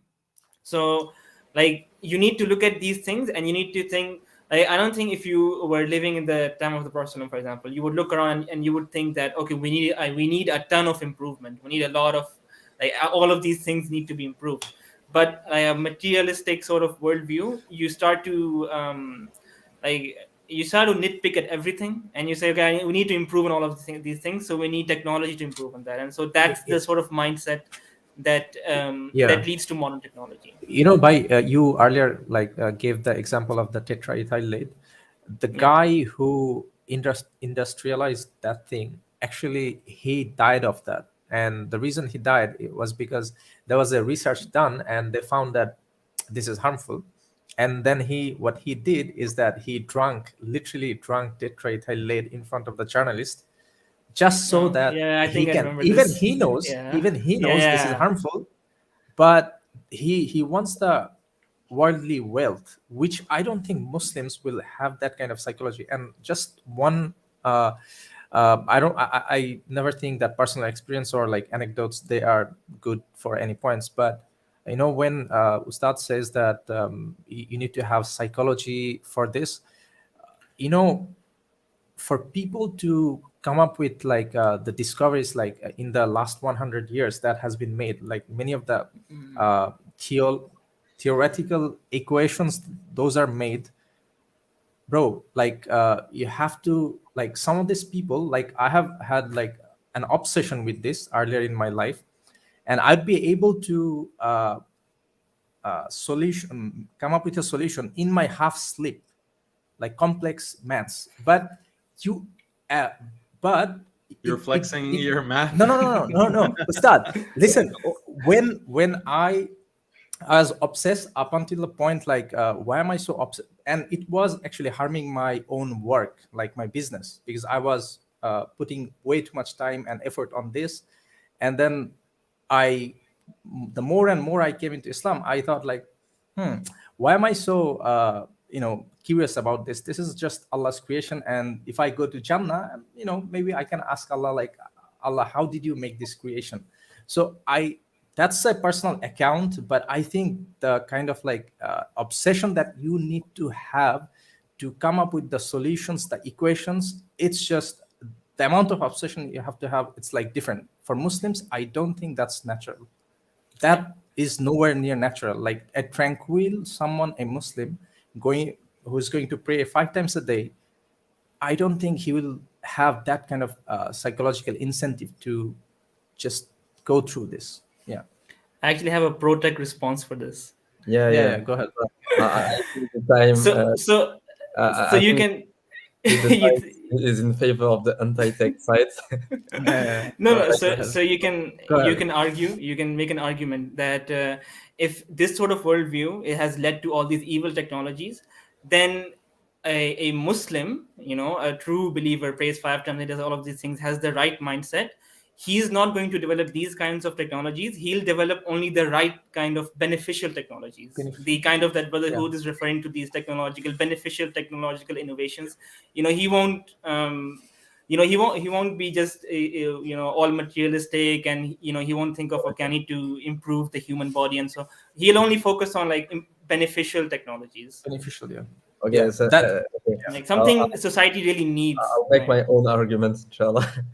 Yeah. But yeah, so that's an interesting point, and I wanted to actually answer to that earlier in the debate. So it's a good thing you are mentioning this materialistic thinking stuff, because I think it's important. Even before, when we was discussing warfare, and the whole thing about iman is more important than technology, that I agree, of course. And no, you mentioned this thing about R&D. You need to have this materialistic ideology, mindset, to be able to invest in R&D and do R&D. And the answer is it's actually quite profound, because it's an old debate in the tradition, Islamic tradition. And I think, of course, we all know that Allah subhanahu wa ta'ala is the musabbib, but Allah subhanahu wa ta'ala produces things through sabab as well, with causes. You need the cause. Allah subhanahu wa ta'ala creates the cause, but he accomplish his will through causes in many situations. So of course Allah subhanahu wa ta'ala will give victory to Muslims if they have iman and tawheed.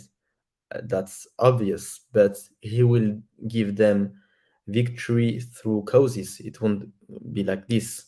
There will be like several causes, several events, maybe battles that will be conducted by Muslims, and Allah subhanahu wa ta'ala will give victory to Muslims, inshallah ta'ala, in the way He will. That's the same thing regarding medicine, for example, because many Muslims scholars in the past, actually one of the field where Muslim were very prevalent was medicine. And so I don't think you need to be materialistic to look and seek for innovation, technological innovation in medicine.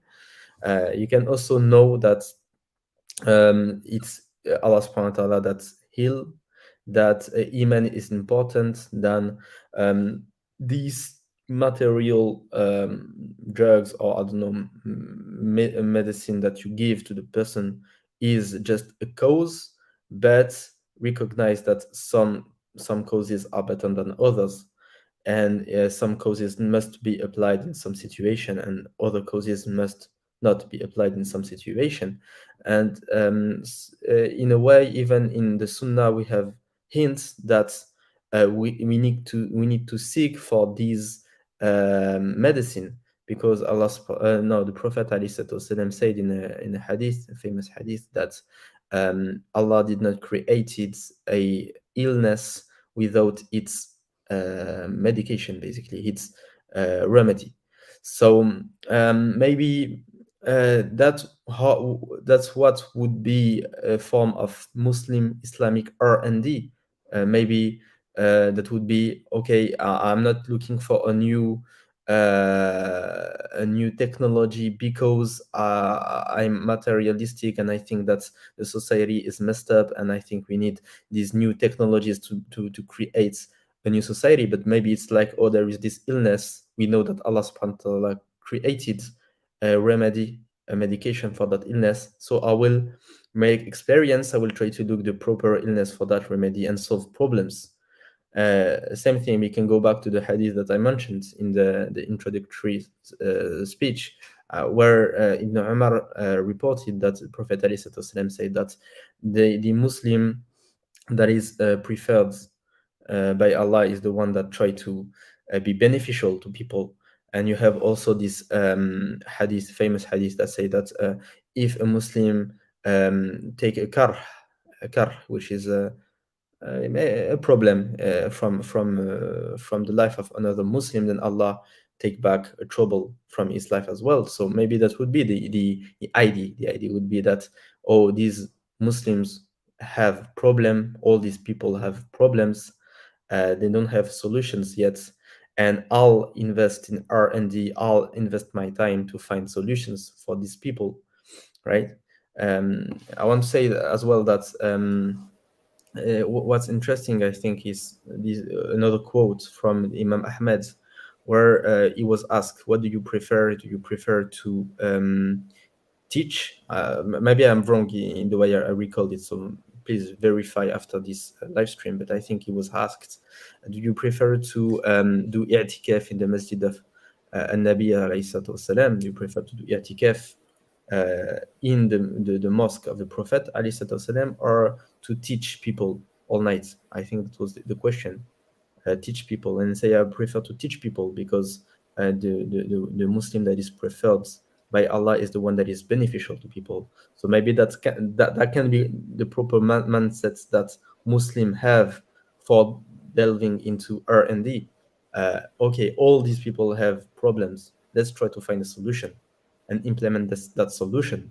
Not because I think that everything is material, that we need to have more comfort in our life, but because these are problems, people are suffering from this, and then maybe we can find a solution, inshallah, by the will of Allah subhanahu wa ta'ala. Okay. Any final comments before we start inviting? Yeah, I just wanted to add to that. Yeah, so this medication thing is a very good example of like what Islamic technology would look like versus modern technology. So we have pharmaceutical drugs. They make all these synthetic chemicals, and most of them end up having a lot of problems, like unseen costs that later on we see. Okay, it's actually causing these adverse side effects. Like you have to do so many studies just to find out the side effects they're doing. And even most of medical research nowadays is just untrustworthy. The editor of Lancet, I think, he said like recently that half of medical literature, or medical research, is incorrect or is inaccurate. Almost half of it. So it's the point I think you make is that if we have Islamic like an alternative, Muslims developing technology, and it would avoid this kind of industrial revolution pathway that the Western technology led to. Western technology, like when they were developing technology because of like greed and hubris and so on, and their materialistic worldview, hedonistic worldviews, they developed it in a way that led to these problems, right? And so, but we still can't ignore that modern technology, because okay, you don't really need to have that worldview to develop modern technology, but we can see that the industrial revolution kind of technology leads to social changes at a very big scale that harms humans, and it harms Muslims, but it harms humans as well. It harms their nature. But then Islamic technology, it will be more based on sunnah and nature. Like medication, more herbal remedies and natural remedies, and more derived from those things. Like, you're depending more on the resources that Allah subhanahu wa ta'ala gave us, like the more on nature. So you have earth, right? Allah has given us resources on this earth for us to use, so we're relying more on that than sort of distorting and just looking on improving humans, modifying humans. So I think that what you're saying is that if Islamic technology developed, it would avoid this kind of route that led to Okay, modern technology today. I'll keep it short for the final words, but just want to say on that medical thing, the modern medical science, it's like I torched your house, but I also put the water, So it's like, and another, just one thing, we often mistake that medical surgery, the medical science was already developed quite in a good way before like 6th 17th century.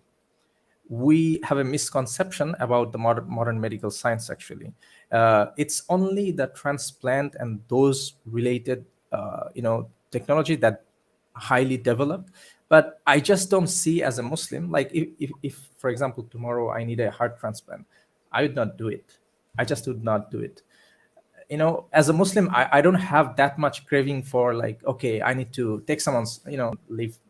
But just to emphasize that medical science, surgery wise, it was already highly complex even in the 17th century, except the modern, like the transplant and things like that. So yeah, just all. Yeah. Okay, so I just want to add one small statement. I think that sort of summarizes the whole thing. Is that so industrial? So we want to avoid the Western sort of model and the Western mindset.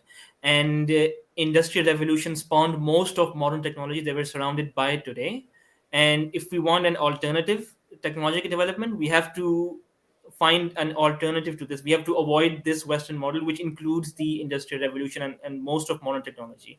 So if we can avoid that, and then we find a way to develop that's like more in line with nature, I think that would be more preferable for Muslims.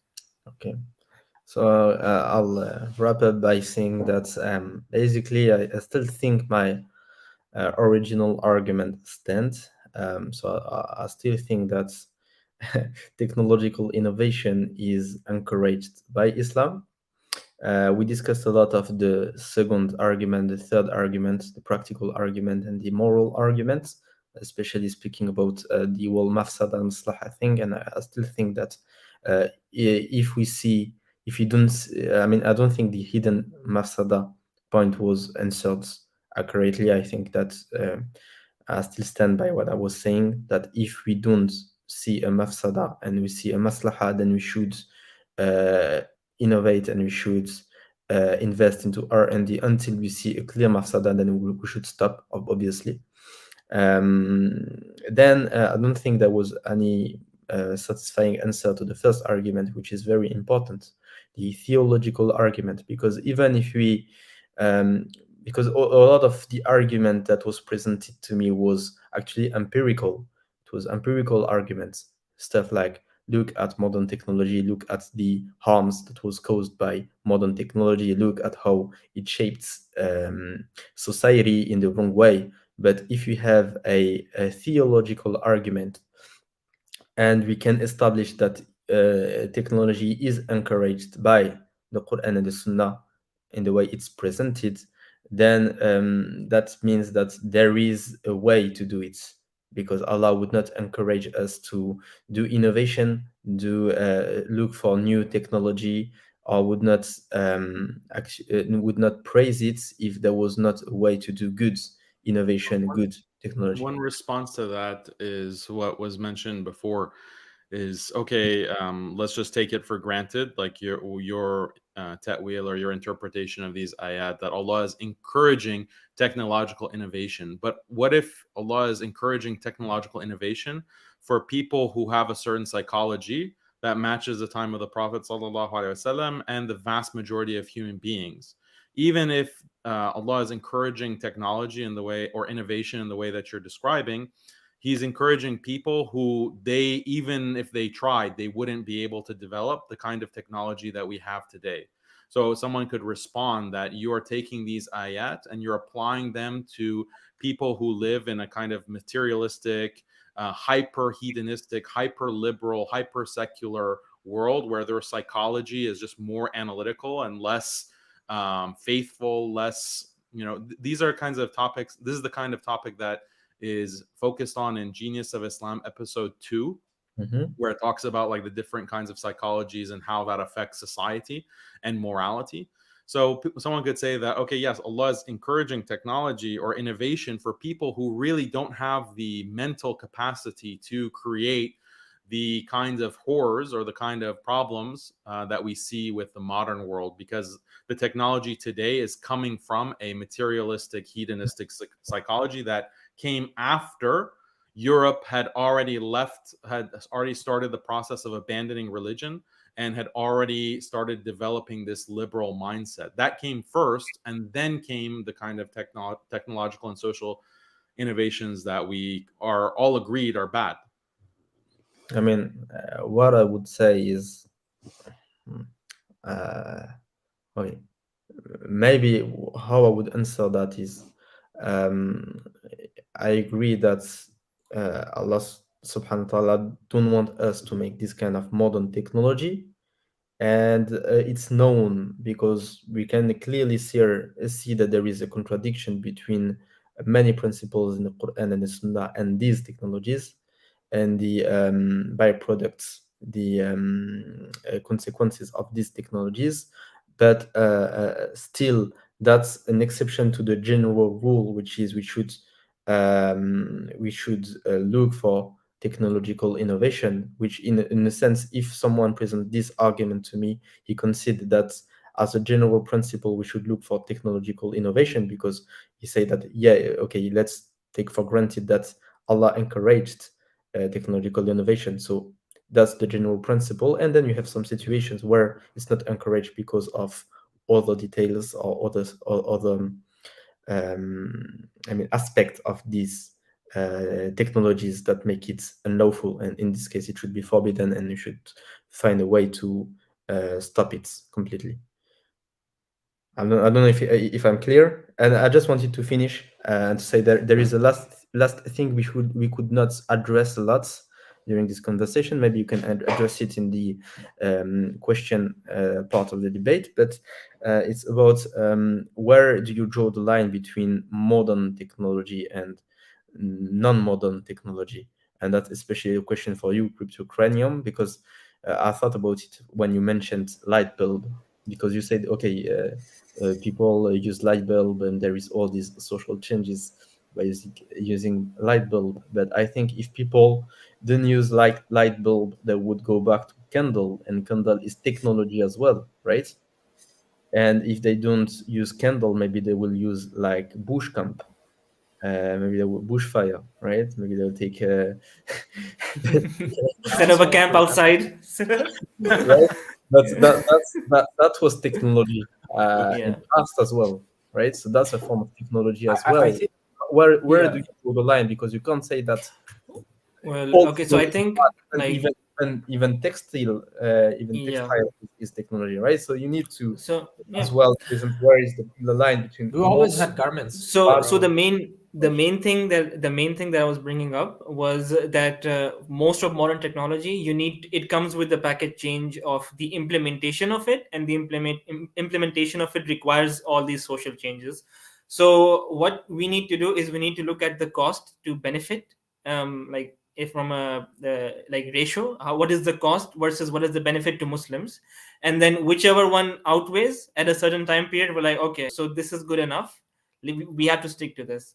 Okay, so But now when you say that you concede that the problem is not technology or innovation, but it's mafsada maslaha, like yeah, you said. I said that in the start as well. I'm not 100 yeah, like none of us are completely pro or completely anti technology, but we need to look at the harms of the technology causes to society, and then we need to say that, okay, this level, this is too much. This is clearly causing a lot of issues. We need to get rid of this. So my argument is that all of modern technology it's not gonna be beneficial. It's gonna cause more disruption in a ideal Muslim Khilafah than benefit. So we can't have the kind of modern technology we have today in an ideal Muslim society. We need to look for an alternative. Okay, so if you want to talk about the red line, what differentiates like the modern and the ancient technology, let's just take that all of it is technology. Okay, so I think then the argument would be like the progression. So for a Muslim society, if it technologically progresses, the line, as Ustad in one of the halakas said, that if you take it in a graph, it will be a linear, slow progression. But for the atheist liberal, model, the capitalistic model, it will have like a straight curve, like the tangent will be higher.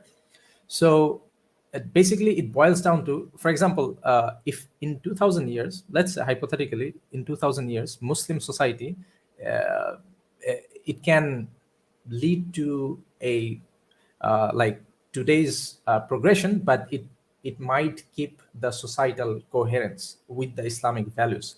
But for an atheistic, but for an atheistic sorry, the chats are distracting me. Yeah, so but for an atheistic society, the progression will be so rapid that it will always lead to destruction. So I think it's about the progression of like the mindset and the progression.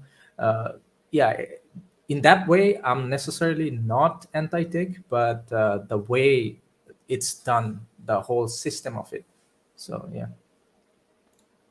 Right. I mean, there's a way to distinguish modern technology versus technology in previous eras of human civilization, and it goes, for me at least, it goes back to psychology. Like, what is the psychology that has produced this technology? And you have to draw the line somewhere, because, as you know, Brother Cryptocranium said, we're not against the technology that, for example, the Prophet sallallahu alaihi wasallam used. How could we be against that? Or the technology that is endorsed in the Quran, as Brother Hood mentioned multiple times and in his introduction.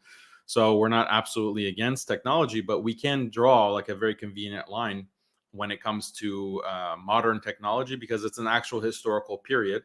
The modern era is a historical period, and it's distinguished by certain sociological and economic factors, geographic factors, like where did modern technology arise? It's not an accident that it arose in Northwestern Europe, in the UK, in France, in Germany.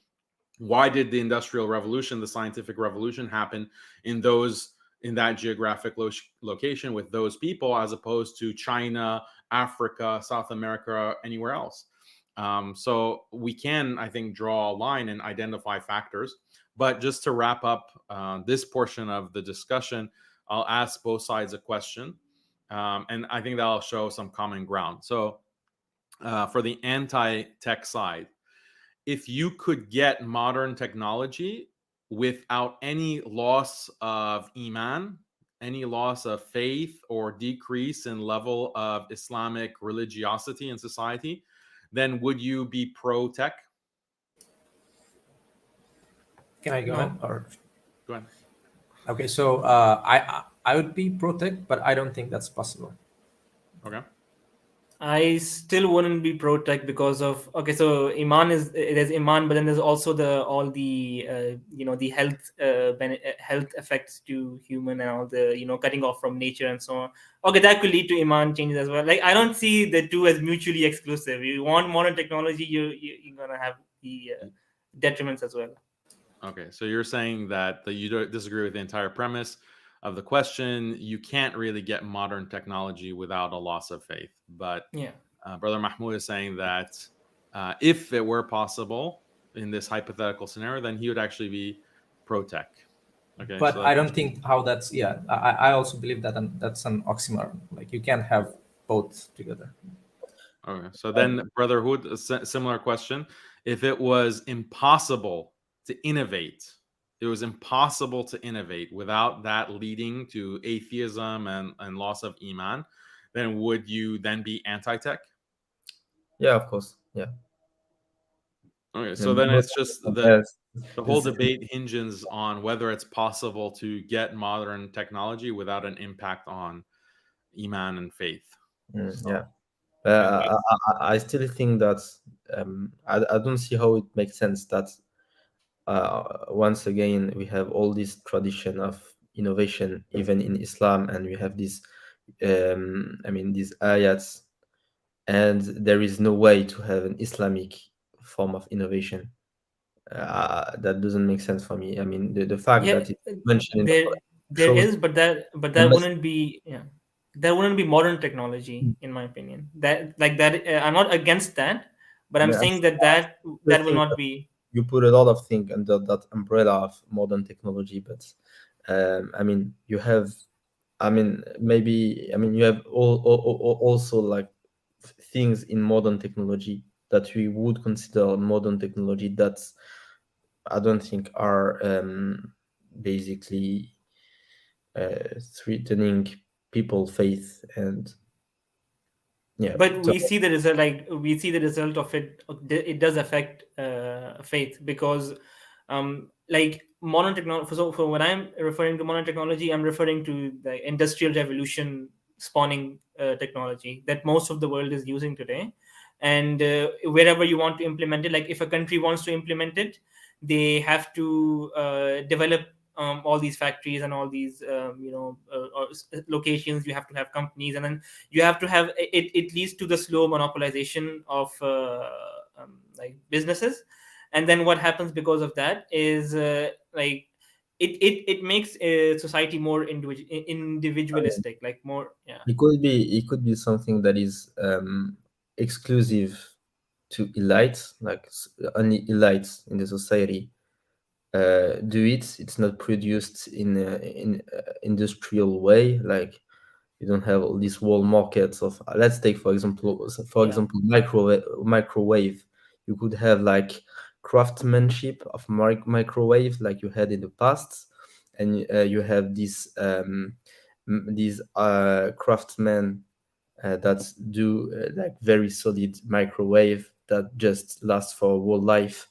And then you just go to this craftsman and you just order a microwave. It take like 2 months to construct it, and then you have it, and that's it. yeah, but then that won't be modern technology. Like for example, Why not? It's still, I mean, it's a yeah, microwave. but You put your food and that, and you yeah, put it. but because, okay, so very few people are then going to have that. Like just like the 0.0001% of society is going to be able to have microwaves if you make it in that It's also slow gradual process. If you want to make it quickly, if you want, people, like, you people think know very necessary. Like it was the same thing, for example, for armor in the past. Like yeah, all Sahaba had their armor, and it was not something you just went to the supermarket and then you had it. It made time to be constructed, and usually you yeah, had like one or two in your whole life.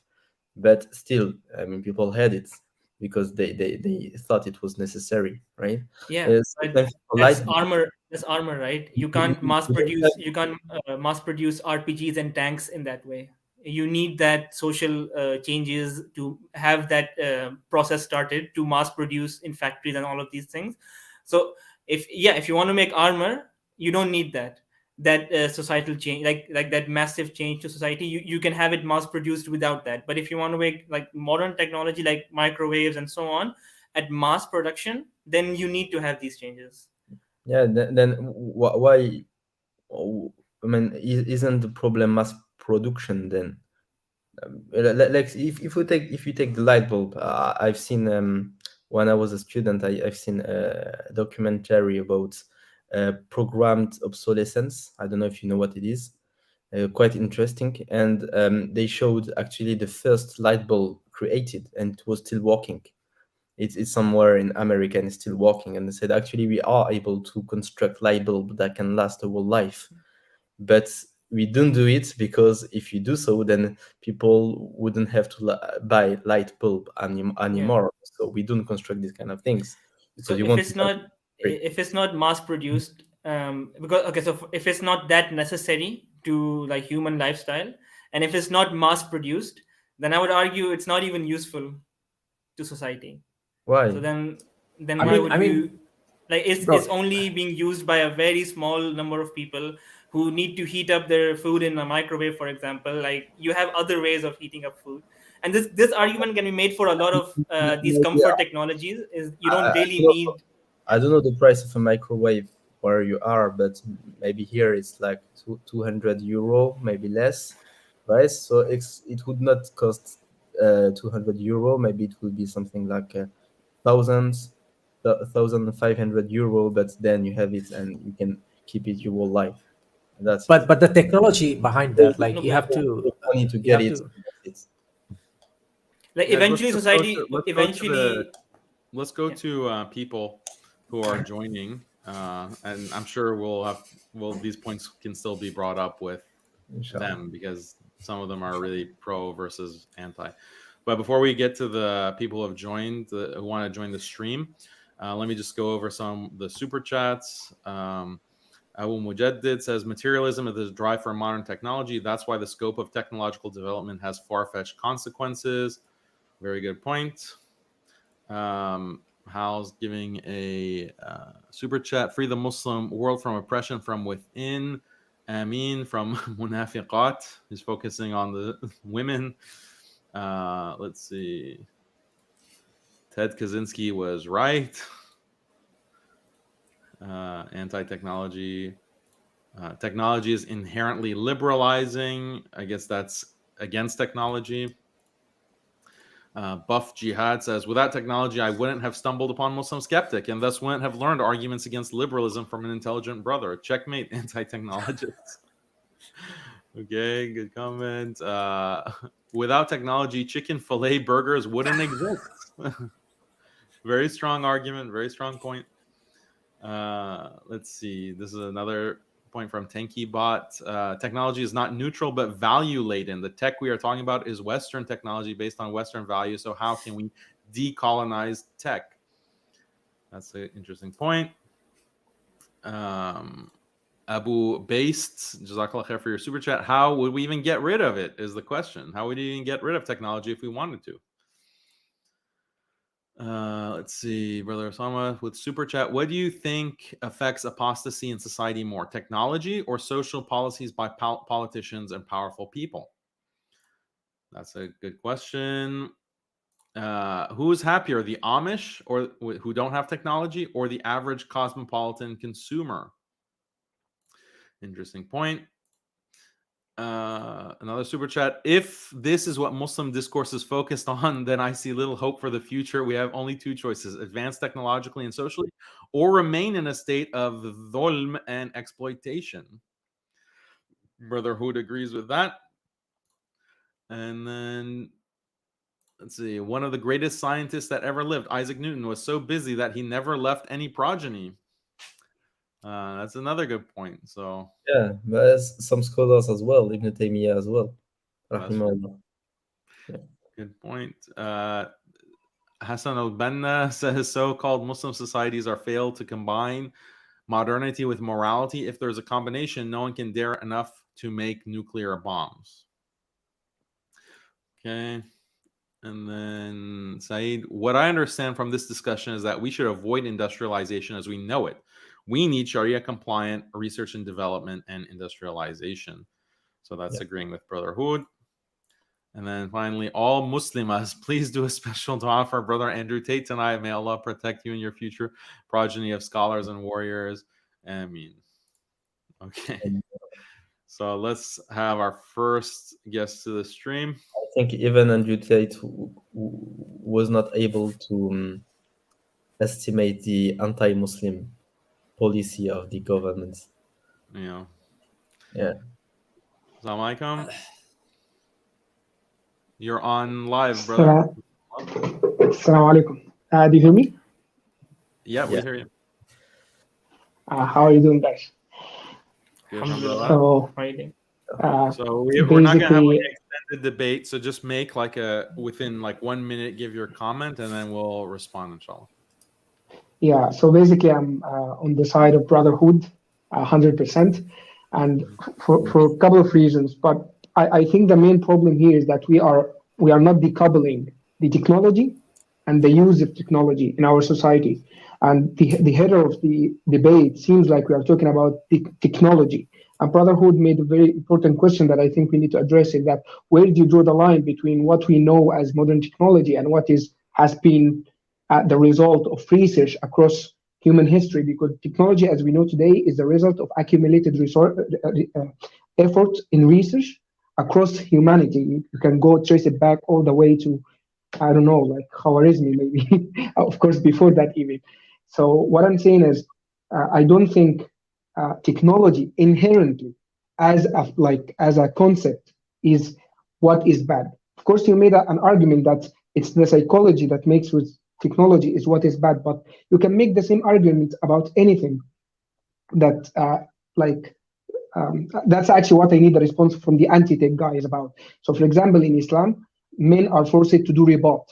And in ribat, you basically take all the men for like 6 months. Before the time of Umar ibn Khattab, it could have been extended to 6 months. After 6 months, away of their families. Okay, many women would be working as for labor, for example, in other houses with other women and so on. So you could still argue that, for example, all the men are taken very far away from their home country. Many fathers would leave their kids when they are very young and come back like in 2 or 3 years after ribat. So you can make the same argument in these cases.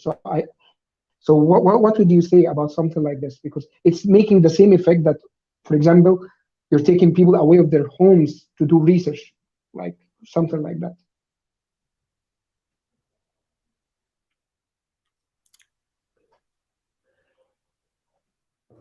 We don't hear you, Ustad. I was saying, go ahead, Brother Mahmoud or Brother Crypto. Go ahead. Wait, I didn't really understand the point. Can you just reiterate it? Okay, so question. He's saying that he's saying that, well, within Islamic history, there's a requirement for things like jihad, or there's a requirement for ribat, which is like protecting the borders of Dar al-Islam, and that would require people to go and basically spend a lot of time away from their families, but that was still a requirement to be done. So isn't that analogous to Muslims going and spending time on technology, developing technology, research and development, and so forth? That's your question, right? Or that's your point, Brother Bilal, right? Yes, assuming this is done, of course, in Sharia compliant way. I'm addressing the atomizing the society argument that Brother Mahmoud has done earlier in the argument. Okay. Should I answer that? Or okay. Yeah, sure. No, sure. Because spending time away from spending time away from your family, and you're going to develop technology by spending time away from it. I don't see how that that's a point in favor of technology, because either way you're going to be spending, even if it's without modern technology, you're spending time away from the family. And like the point against modern technology is not that you're spending time away from your family. Like, okay, so first of all, I want to establish what modern technology even is. Like, it's like what I'm explaining it as is the post-industrial, like industrial revolution technology, and most of the modern technology we use now is that technology. And to use that technology, to implement it and start using it, you need to change the societal norms, and you need to it eventually leads to, because that's the practical example we've seen. Okay, so you have an alternate example? I just want to say that this is not the technology we are using today. We are using today the accumulation of the accumulated effort in research, including what happened post the Industrial Revolution. Industrial Revolution made it extremely fast to get to where we are. But it didn't. Yeah, but it's all derived from that, right? All of the stuff you see around you, it's coming from factories, right? Brother, if I can just ask a simple question, like, that society... So basically, Brother Cryptocranium, you're saying that any technology that must be made in factories is wrong, because you need social changes to be able to have factories in the first place, and these social changes are bad because it's destroy iman of people. That's what you're saying. Plus the cost is more than the benefit. Like most of modern technology we have around us is stuff we don't really need. You think it's impossible to have a society, a given society, that have this kind of factories but preserve people iman? Yeah. I have a simple question to you, imagine, brother. imagine this manufacturer. Yeah, go ahead, brother. I'm sorry. Yeah, my question is like, do we have any example where like we didn't have? Sorry, do we have an example where there was mass industrialization in the last 300 years, and the society, the values from traditional to an atomic broken society, that did not occur? And also another thing is that, how do you see the changes of the like the Ottoman secularization? Like when they tried to take that knowledge and that industrialization, they immediately secularized, like immediately. Like we don't have any example. So yeah, that would be my counter So to that- that. Yeah, okay, go ahead. So answering your first question, you're saying that you said that. Sorry, we have someone in the chat that says Ottoman expert is pro-tech. So maybe we should invite him as well to answer. He say brother Kurset Uskurt says Ottoman expert in pro-tech, so maybe he will give an answer as well. Welcome. Alaikum salam wa rahmatullahi wa barakatuh. Other brothers, I am from Turkey. I can provide some input on the Ottoman side. Answering your first part, so I think the question itself reveals the issue we are talking about. You're not talking about the technology, you are talking about the use of technology. You're talking about the mass industrialization of societies. You're talking about the justification, the economic justification of the existence of factories. Factories on a massive scale exist to justify the economic value of innovating in a very wide scale, in a very fast pace. It's not about the technology on its own. It's not about the R&D. For example, armies have been doing this kind of R&D for ages. But you're talking about shifting that to become a consumer goods or consumer products. And this is all about philosophies related to economics and maybe capitalism and stuff like that. It's not about technology. Now we have moved the discussion from talking about is technology is good or bad to how do we utilize or build an economic system on top of that innovations we have discovered and make a lot of money from that. The point is that point that we've been making on the anti-tech side is that it's not just the consequences of the technology, it's also what is required to produce that technology. Research and development requires a vast amount of urbanization, a vast amount of industrialization, that you can't even do research and development without having that infrastructure in place at first. So that is a prerequisite to the kind of R&D that you're advocating. But we have an Ottoman expert right now. Yeah, so hear from him. Please go ahead, brother. Absolutely. So regarding the Ottoman industrialization in the 19th century, the thing is, Ottomans started the 19th century by absolutely crumbling under Western pressure.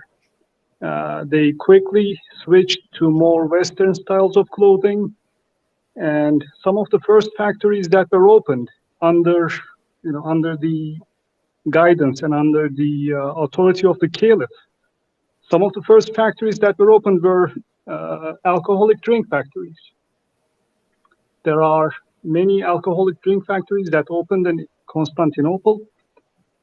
And there are obviously military factories, clothes factories, and so on and so forth. But Ottoman model cannot be really picked or shown as a successful Muslim industrialization model. What is a successful model then? What other example do we have? What example do we have? Yeah, Yeah, I don't think we have any so far. Dr. exactly. Brother Daniel has once said, there is no proven Islamic path to industrialization. Or if we want to put it in another way, real Islamic industrialization has never been tried. We could put it that way. We haven't tried Yeah. it. Yeah. I want to And go back well about the thing about urbanization. I agree that you can't maybe have these kind of factories without urbanization and so forth, but true, true. I think urbanization as well in itself is not an evil. It's an evil because it was, I mean, if you take the post-industrial urbanization, architecture, and so forth, it was thought by atheists, by liberals, and that's the reason why we have the kind of cities we have nowadays. That's the reason why you have these kind of uniformal buildings with squared windows, with Mm, a lot of repeated motif and so forth, because it was thought like that. If you take one of the biggest architects in the past century, which is Le Corbusier, a French architect. He was actually a secular.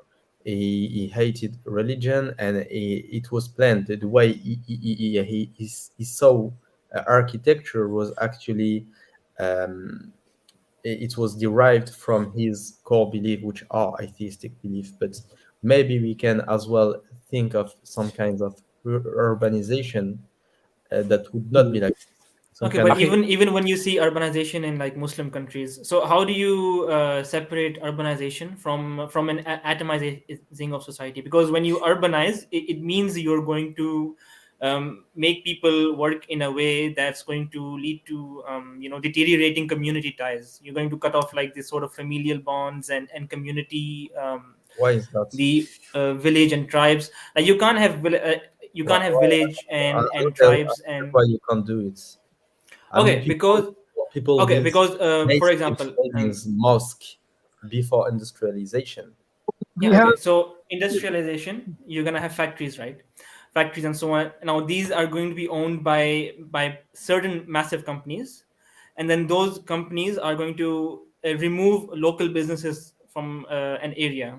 When you don't have Good local point. businesses, then what's going to happen is that all of those workers that were working you had a society, like you had a village, you had people with their own roles. Now all of them are shifted to these factories and these companies, and they're working in that.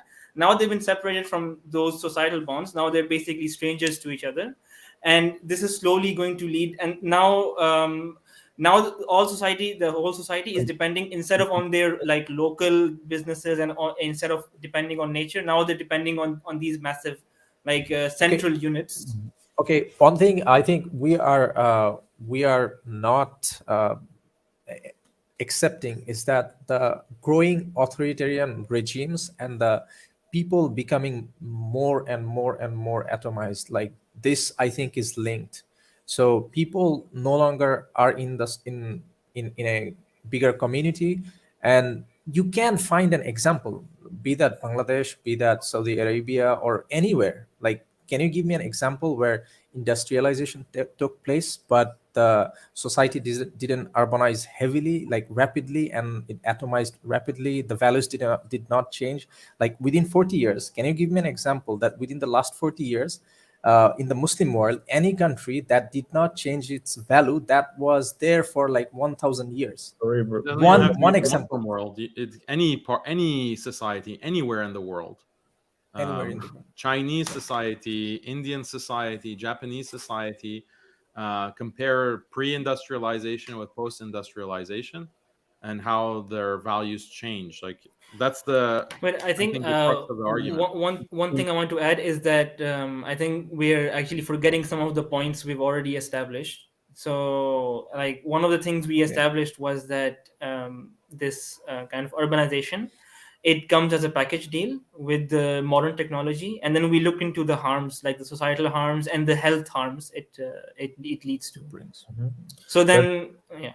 yeah, brother Mahmoud, it's true that we don't have this example in the past 40 years, But in the same way, you don't have example of Muslim countries dominating disbelievers like non-Muslim countries in the past 40 years, and that's due to colonization.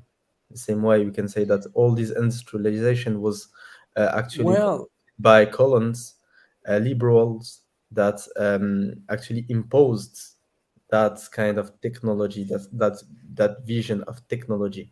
Yeah, so we need to develop. That's why I asked you earlier, like the beginning. I asked. Let me finish, please, and you can answer, inshallah. And even when it was done by Muslims, a lot of time it was like because of a inferiority complex.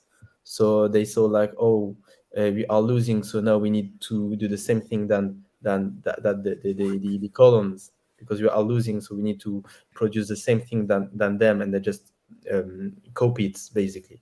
Well, there is an example or a counterexample for that as well, because you have China, for example, is not currently under the boot of Western powers. Arguably, they're independent. They have industrialized, and their type of they don't have the same kind of liberal philosophy as the West.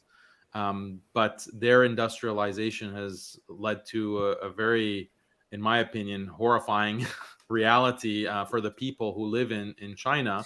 And you could say that their industrialization was based more on Chinese values, but I would argue that they've also abandoned their traditional Chinese values, and the way that Chinese people live today. I mean, it's more close to get in the pot and eat the bugs than even in the West. Like it's, I mean, what we attribute to that to other than technological advancement and innovation.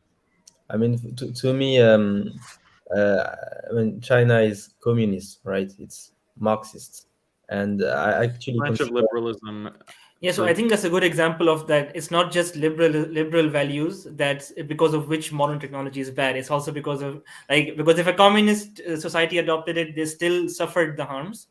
So that's what I'm saying, is that industrialization is the thing is, the argument is that godless societies will create mass industrialization. Because driving factor is hedonism.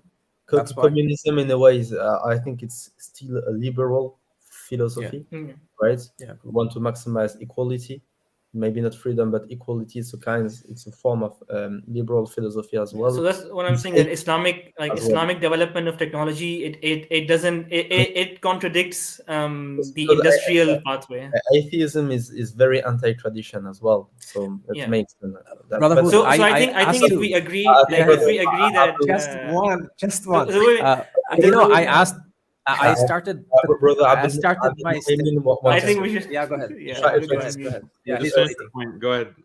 Yeah. So, Brother Mahmoud, go ahead. Finish your point. So I initially asked you, at the very beginning, that why would you said in somewhat of an affirmation that yes, it will not look the same. So why is that? If the Muslim civilization at 17th century was in the leading position, why would it not have the same thing as the disbelievers do?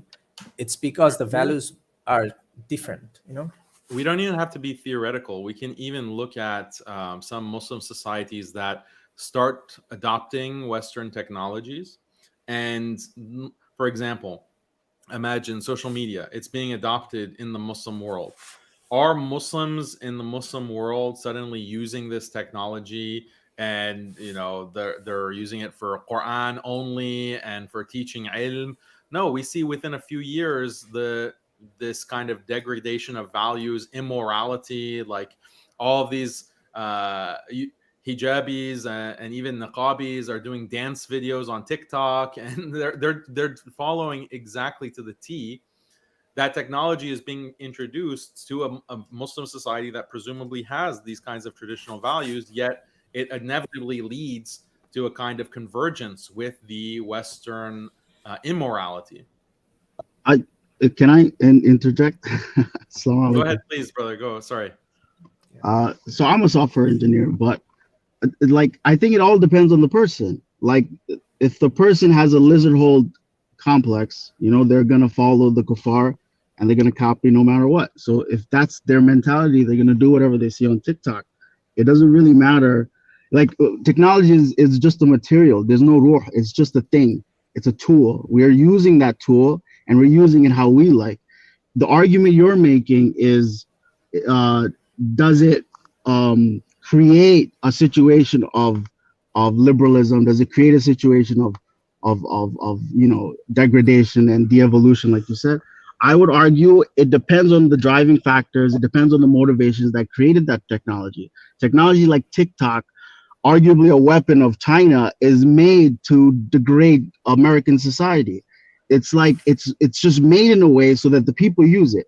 The driving factors of what a Muslim, presumably with Muslim values, will want when they create technology is community based. It's based on our values. So we shift and create the technology to benefit us, and it would follow. We're pro-regulation. We're not anti-regulation like liberals. We're pro-regulation of technology. So we would want, it can't have riba. It can't have nudity. It can't have this. It can't have that. So it comes down to the last argument Brother Daniel made, is about, does it create the situation of, people are becoming more stuck in the dunya? Are they practicing? Are they forgetting Islam? And I think that's a very fair point, but it's really, the driving factors. If we start building with our initiatives, and this is something I personally am working towards, if you build with our initiatives, pro-ummah empowering technology, you can really benefit the ummah in many different ways. Community-based, access to knowledge, access to more choices, access to discovery for technology that benefits the ummah, and increasing ownership, increasing reuse of waste and materials. There's so many benefits to the ummah that we can propagate. It just depends on what are our driving factors. Our driving factors are Quran and Sunnah. Brother Corsa, do you have any point that you wanted to add? Just a short point. We have a lot of people waiting, so I'm going to have to start cycling through. I did have some quick points. Like Brother Abdul Muhaymin has said, Westerners have developed and utilized technology towards their liberal hedonistic ends, and we ended up with whatever we ended up with all those video websites and all other horrors. Chinese have used the technical advancements they have acquired towards Chinese ends. China has been authoritarian and tyrannical for thousands of years, and they quickly adapted all of those technologies, social media, everything to that end. We don't have to follow their guidance. We can utilize technologies towards our Islamic ends to tell people, to reach people from afar with videos. You're fine with the kind of social changes that have to take place in order to create those technologies. So mass feminism, mass, all of this kind of liberalization or authoritarianism in the case of China, you are fine with those social consequences? We do not have to become feminist or why not? Boot on human faith authoritarian. That's the whole crux of the argument. You have to show why that's not the case. I think it's correlated. I don't think it's causational. I think it's correlated because technocrats are liberal. Technocrats have always been liberal, and they've dominated technology for the past whatever many years, and they've implemented their way and their worldview based on their values. And we haven't seen or given really a chance to people who are very conservative, who have some sort of traditional paradigm, and they're building that technology. We haven't seen that because the Muslims are subjugated. That's one thing. The West has been very conservative compared to what they are now. They were very religious compared to what they are now.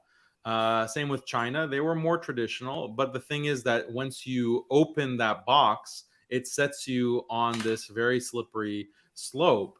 So Muslims also, I don't see why we wouldn't fall into the same pattern. Yeah, even when we don't have the power, we've been liberalizing and atomizing when we do have this kind of hypothetical power and we're able to put technology on our, create technology on our own terms, why would we not follow in the same kind of footsteps? I mean, that's the whole point of the lizard hole, right? The number one reason would be regulation. We're pro-regulation, so we would prevent websites like pornographic websites. We would prevent any sort of nudity. Our admins on our Facebook would prevent non-hijab pictures, stuff like that.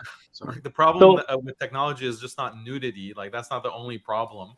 The problem is the massive changes it does to society as a whole.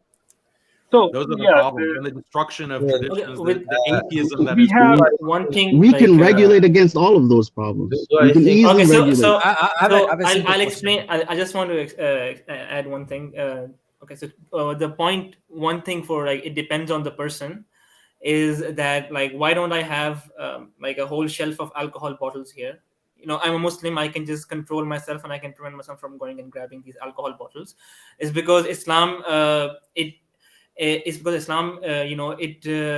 encourages you to completely avoid the route that would lead to those harms. And if you see harms that are very well established, and those are like societal scale harms coming from certain things like modern technology, then you have to argue against it, because like now you're talking about like, they've dominated, like the West has dominated the system, so Muslims need to come up with a new. I agree with you, but I'm also saying that industrialization is that model. That's the model through which they have that's the model we need to find an alternative for, like industrial revolution and all the. Brother, the reason why your argument is not working is because alcohol is inherently evil. In Islam, even 1 cup of alcohol is haram. But here we are speaking about some technologies. For example, let's take some app, some like the use of smartphone and so forth. We can't say that just using these phones for 5 minutes is haram, but we can say, for example, someone that do it for 5 hours, it's haram because it is wasting time and it has psychological effect on him. Then in these cases, we can maybe think of a way to regulating this kind of technology. Maybe, for example, we can find some smartphone that can be used only 1 hour a day. I don't know, maybe less, maybe 30 minutes a day. I don't know. We can try to find this kind of technology, I think. It's too much regulation. Too much regulation. Yeah, it's not possible. It's like, hypothetically, thinking that it's possible. It's not. It's easier to get rid of it. It's easier to not use it, to not have industrial technology, than to continuously try to regulate it. Because when you say you're regulating it, that means that there are people who are trying to exploit it. So if you keep trying to regulate it, more people are going to try to exploit it and find holes in the system. And so this is just going to be a continuous battle, and eventually, like, you can't take that risk with all the established harms for society. You can't take the risk of developing industrial technology in the first place in like an ideal Muslim society, because you have to think generations down the line. The established harms, generations down the line, it's going to cause overall way more harm to society than benefit. So you need to find an alternative. Just before we move on to I just want to, I'll try to keep it short. In the subcontinent, when it was colonized, within that time, like Sir Syed Ahmed, figures like this, they made this argument that these same arguments that we can take the knowledge, and then we can advance, and then we can be dominant. Same with the Ottomans. For the Ottomans, it was far more easier. They didn't have to regulate. They just had to send their young Turks to Europe, and then they learn the technology, and then they come back. But they come back with the secularization. Same with India, same with Bangladesh, same with Saudi Arabia. Can you name one country, one example where this same exact line espoused for the last 200, 300 years that, we're taking that knowledge, that technology, we're going to advance, but all the example you are giving are example of past colony or colonies where these industrial technologies has been sent by liberals that wanted to reform the world. That's why I think this argument is not working. Maybe this only exception is the Ottoman Empire and the Okay. brother. No, but And so that's so that so actually one thing. that was secularization before. Yeah, but Even look, it works. It secularization. works when it works when you see that they're saying develop this technology. Like you need to develop. Like okay, so we agree that Western countries are saying to other countries like they consider inferior. Okay, you need to develop technology, right?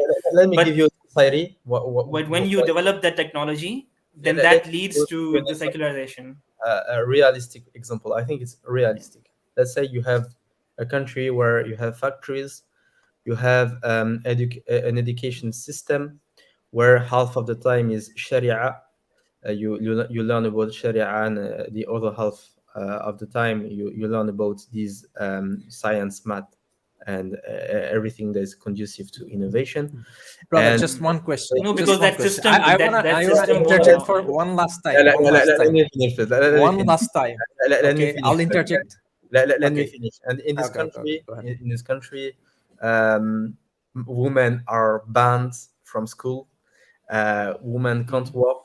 It's forbidden for women to work, only in very specific niche where you really need women to work. And yeah, and that's it. So and then at the end of their school, they choose if they want to work maybe as an imam, a mufti, or if they want to work in R&D. Then what would be the problem with this Brother, kind of just thing? yeah, just I'm Uh, gonna ask could I- why. Sorry, I do have a couple of points similar to what Brotherhood was just saying. I don't want to take too much time. I know I've been on too long. I apologize for taking screen time like this. And I see Brad has joined. I think Brad was on stream last year also, in a very important stream last year around April. Yep. So I just wanted to touch to this topic of the women and segregation and all that. So first thing I would like to point out is so far the anti-tech brothers have not pointed out any scriptural basis to reject technical advances. We have not heard harm, like the Brotherhood was saying. We Mhm. establish modern technology as harmful. No, scriptural, not Yeah, Western literature.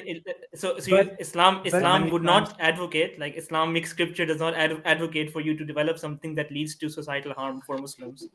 Islamic scripture and Islamic tradition includes things like preparing power, strength for Like, war. the Quran same tells us to ahadith. prepare. Yeah. Quran tells us to prepare all kinds of power, strength for fighting, for enemies that we can and we Yeah, cannot. and you need to, like, okay, if you want to say military technology is one component and iman is another component, then industrial development of technology, if that's going to affect iman, I would say no, that's not a good way to develop the Actually, military technology. Okay, just here's a scriptural thing. The brother asked for a scriptural point. Okay, what about وشر الأمور محدثاتها وكل محدثة بدعة وكل بدعة ضلالة وكل ضلالة في النار. There you go. The most evil matters in religion are those that are newly invented. Okay. My answer first. Every newly invented matters. Well, bidah hasana. Let's talk about good bidah. Brother Crypto Cranium, first of all, okay, you mentioned Iman, but do you know in the end of Surah Al-Anfal you have this whole ayah that say that you can't basically you can't flee an army if there is 10 times your number, but if there is 2 times your number and so forth. Yeah, there is this whole ayah. I can't quote it in English right now, but even if at the end of Surah Al-Anfal you have basically conditions in which it says, okay, if there is maybe 10 times your number, then you are allowed to flee from the army and so forth. We could say, okay, but you have Iman, right? So you are 30, they are 30,000, but you have Iman, so maybe you can win. right? But no, Allah still gives conditions because there is asbab, there is causes to that leads to victory, and we still need to respect these causes. You won't fight someone with, I don't know, with a sword if he has a nuclear weapon. A simple question, And brother. Rasulullah, I have so to interject now. yeah, Okay, the question is simple. Okay, in the last, you have modernized a lot. Technology is there. People. So, how many people? How many Muslim nation do you have who's willing to establish the rule of law in the land?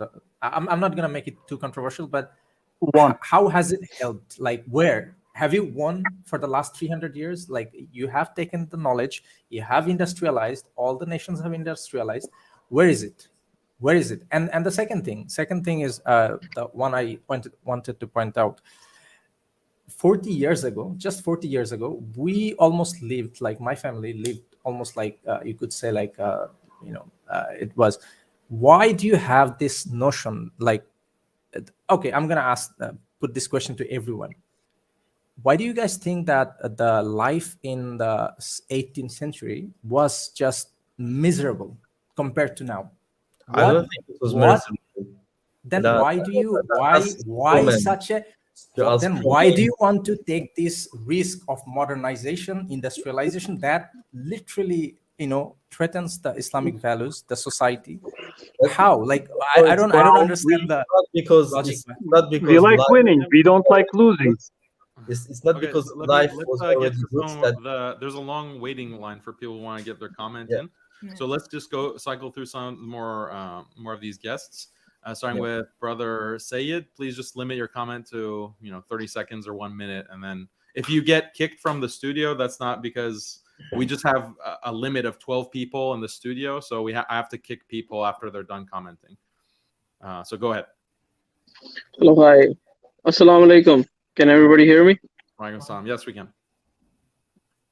Yeah, so I'm from Pakistan, and there's a sort of a political crisis going on in Pakistan right now. And those people who are anti-technology, I'm really wondering how would you establish Islam or a political system of Islam if you're not gonna modernize yourself enough to compete in a war against like Israel or these satanic powers who are against Islam. So if you don't have enough military might, and if you don't have enough weaponry or systematic industrialization on that level, are you going to compete with those superpower who don't want the Islamic political system? And second point, there's a lot of I would make a case that there has been industrialized Muslim civilization that exists. If you actually look into Tipu Sultan, he industrialized a lot of state of Mysore and a lot of other states as well.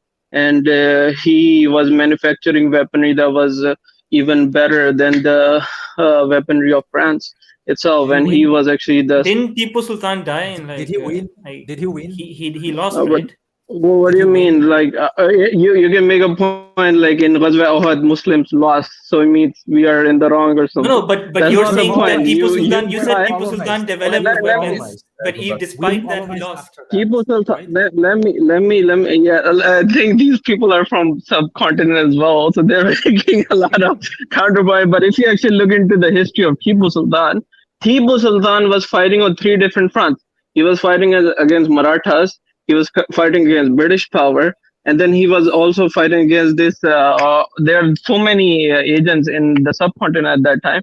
Single-handedly, he was facing these different powers. So the odds was not in his favor at all. Yeah. So, but he was making these technology, and he was using whatever means he had, and his weaponry and his technology was even better than France itself.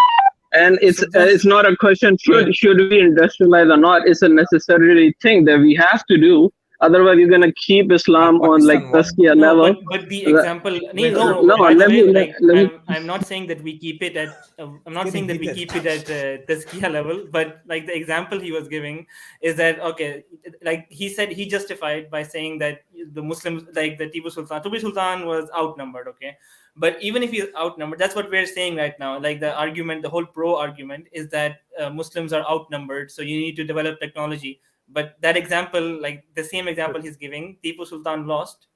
Like even So what about despite Pakistan? developing, He gave the example of Pakistan. Has Pakistan already established, or are they on the way Yeah. to establish? Like in the 40 No. years, here they have industrialized, they have atomic power, Like- they have arms, they have arms industry. Like, that's, am I saying something? I'll give it. I don't I'll give get a it, very. like- I'll give a very brief example of what our argument is. I think many people are not understanding that. I'm saying like, okay, this is modern technology, right? And you're saying you wanna fight the enemies. I'm saying that this whole thing is gonna backfire on the ummah as well. Like if you develop like military technology, you need to go through modernization and urbanization, and when you go through those things, that's going to cause societal changes, that's going to cause overall harm. I'm not saying okay, we don't do anything, we sit still and we just keep Islam inside the house, but I'm also saying don't go outside and start doing things that's going to harm Muslims in the long term. All right, Brad, go ahead and make a comment and Yeah, so I haven't been watching the debate. I've been doing other stuff, and then I kind of like caught the end a little bit. Is this like is a debate about what's ideal, or like how to realistically move forward in the world we have? kind of both. Okay, well, I mean, yeah, we could talk about what's ideal, but realistically moving forward, I think you have to use technology in a good way. I can't really see a future where you could not use technology. So. Okay, that's your Yeah. comment. Yeah, I mean, I didn't see much of the debate, so I don't know what's been like discussed or anything. But Yeah, I mean, go watch the beginning of the debate, and then because there are anti-tech arguments made, and it's gonna be relevant to your judgment of Yeah, I mean, because if we're talking on an individual level, then you have to use technology in a good way. If we're talking on a societal level, we don't have any control over that really.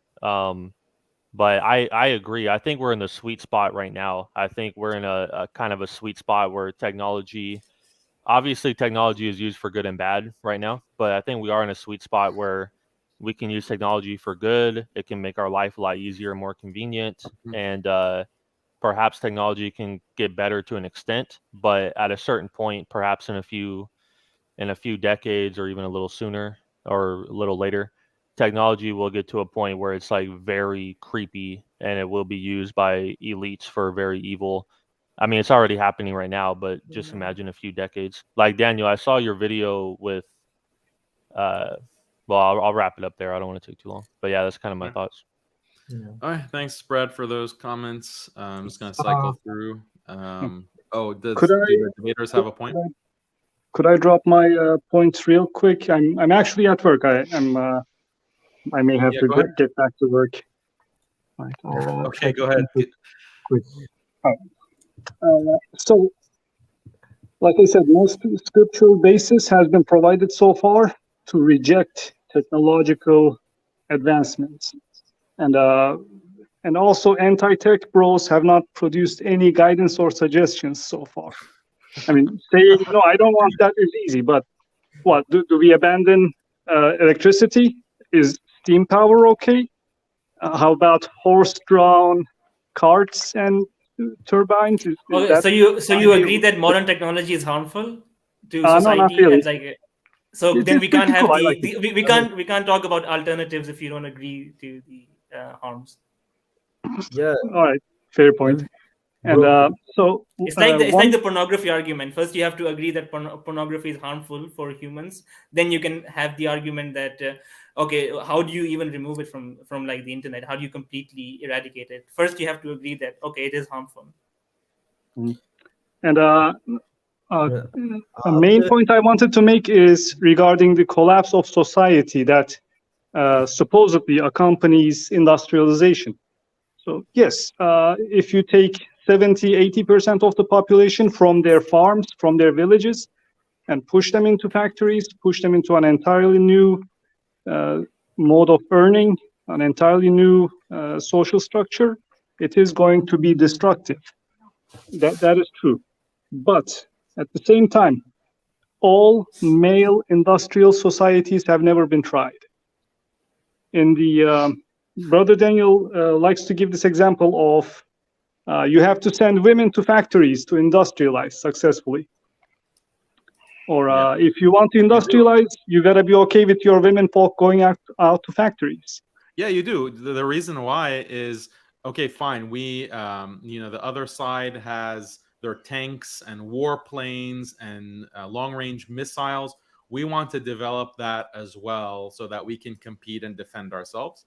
So we build those factories. We do that R&D. We have the technology for those warplanes and tanks and long-range missiles. But then the problem is that the Western societies are willing to have women work in those factories, work in those universities, work in those, that assembly line or whatever, and they're able to outproduce the Muslims who are not willing to have their daughters and their wives be in the same workplace. So the only way for Muslims to produce as many tanks, because it's not enough to just be able to produce one tank or two missiles, you need to have as many or more than the enemy. And so that you are forced, just like you're forced to adopt the technology, you're also forced to adopt the workforce, and you're also forced to adopt the psychology and the kind of IQ and mental resources to produce that kind of technology. So it's a package deal. But Ustad, to be fair, since their population is declining, maybe we can outnumber them with men. Exactly. So you eventually win not by industrialization. A lot of kids and bro. You're eventually win not by industrialization. That's what you're giving in right now. That you are eventually winning by sticking with the tradition and them industrializing. See that? Well, right now it doesn't look like they're winning. If industrialization is going to lead to decreased tradition and atomic societies, you won't be able to reproduce to the point where you have more men to outnumber there. Well, because this is a very well established link. Wherever you see technological development, you're gonna see society, becoming like that. So where they're gonna follow out of their gender roles, they're going to fall out of their so if they fall out of that, then you're not going to have enough reproduction going on. Really, well, the thing is, the Western model of industrialization has pushed men into factories. That's fine. Men are expendable. We all know it. Men are expendable. I mean, if half of us perished somehow, the other half would get things done. But Western society has also pushed women into the same factories. They have even pushed children and toddlers into the same factories.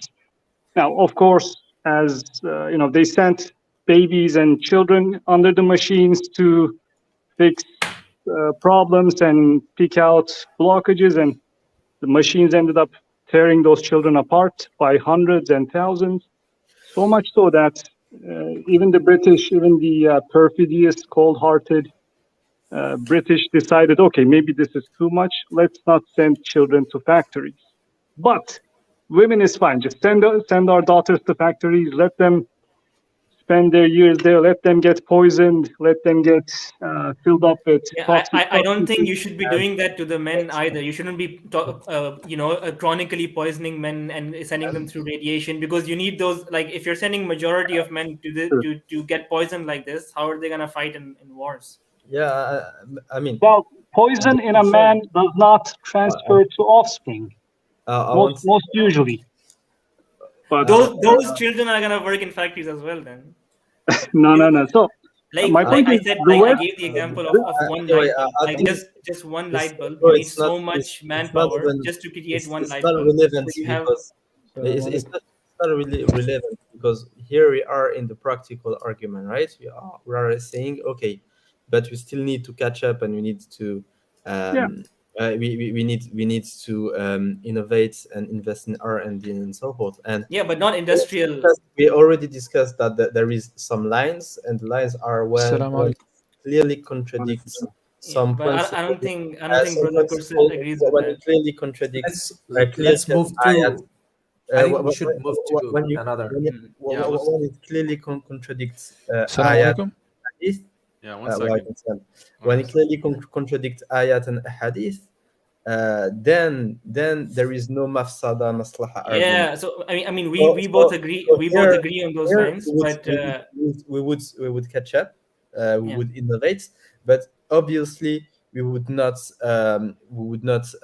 compromise with clear-cut interdiction. We would not send women because it's clearly something that has been forbidden in Islam. A woman can't go to work if she must neglect her obligation, right? So of course we are not saying that we should follow that maslaha mafsada arguments.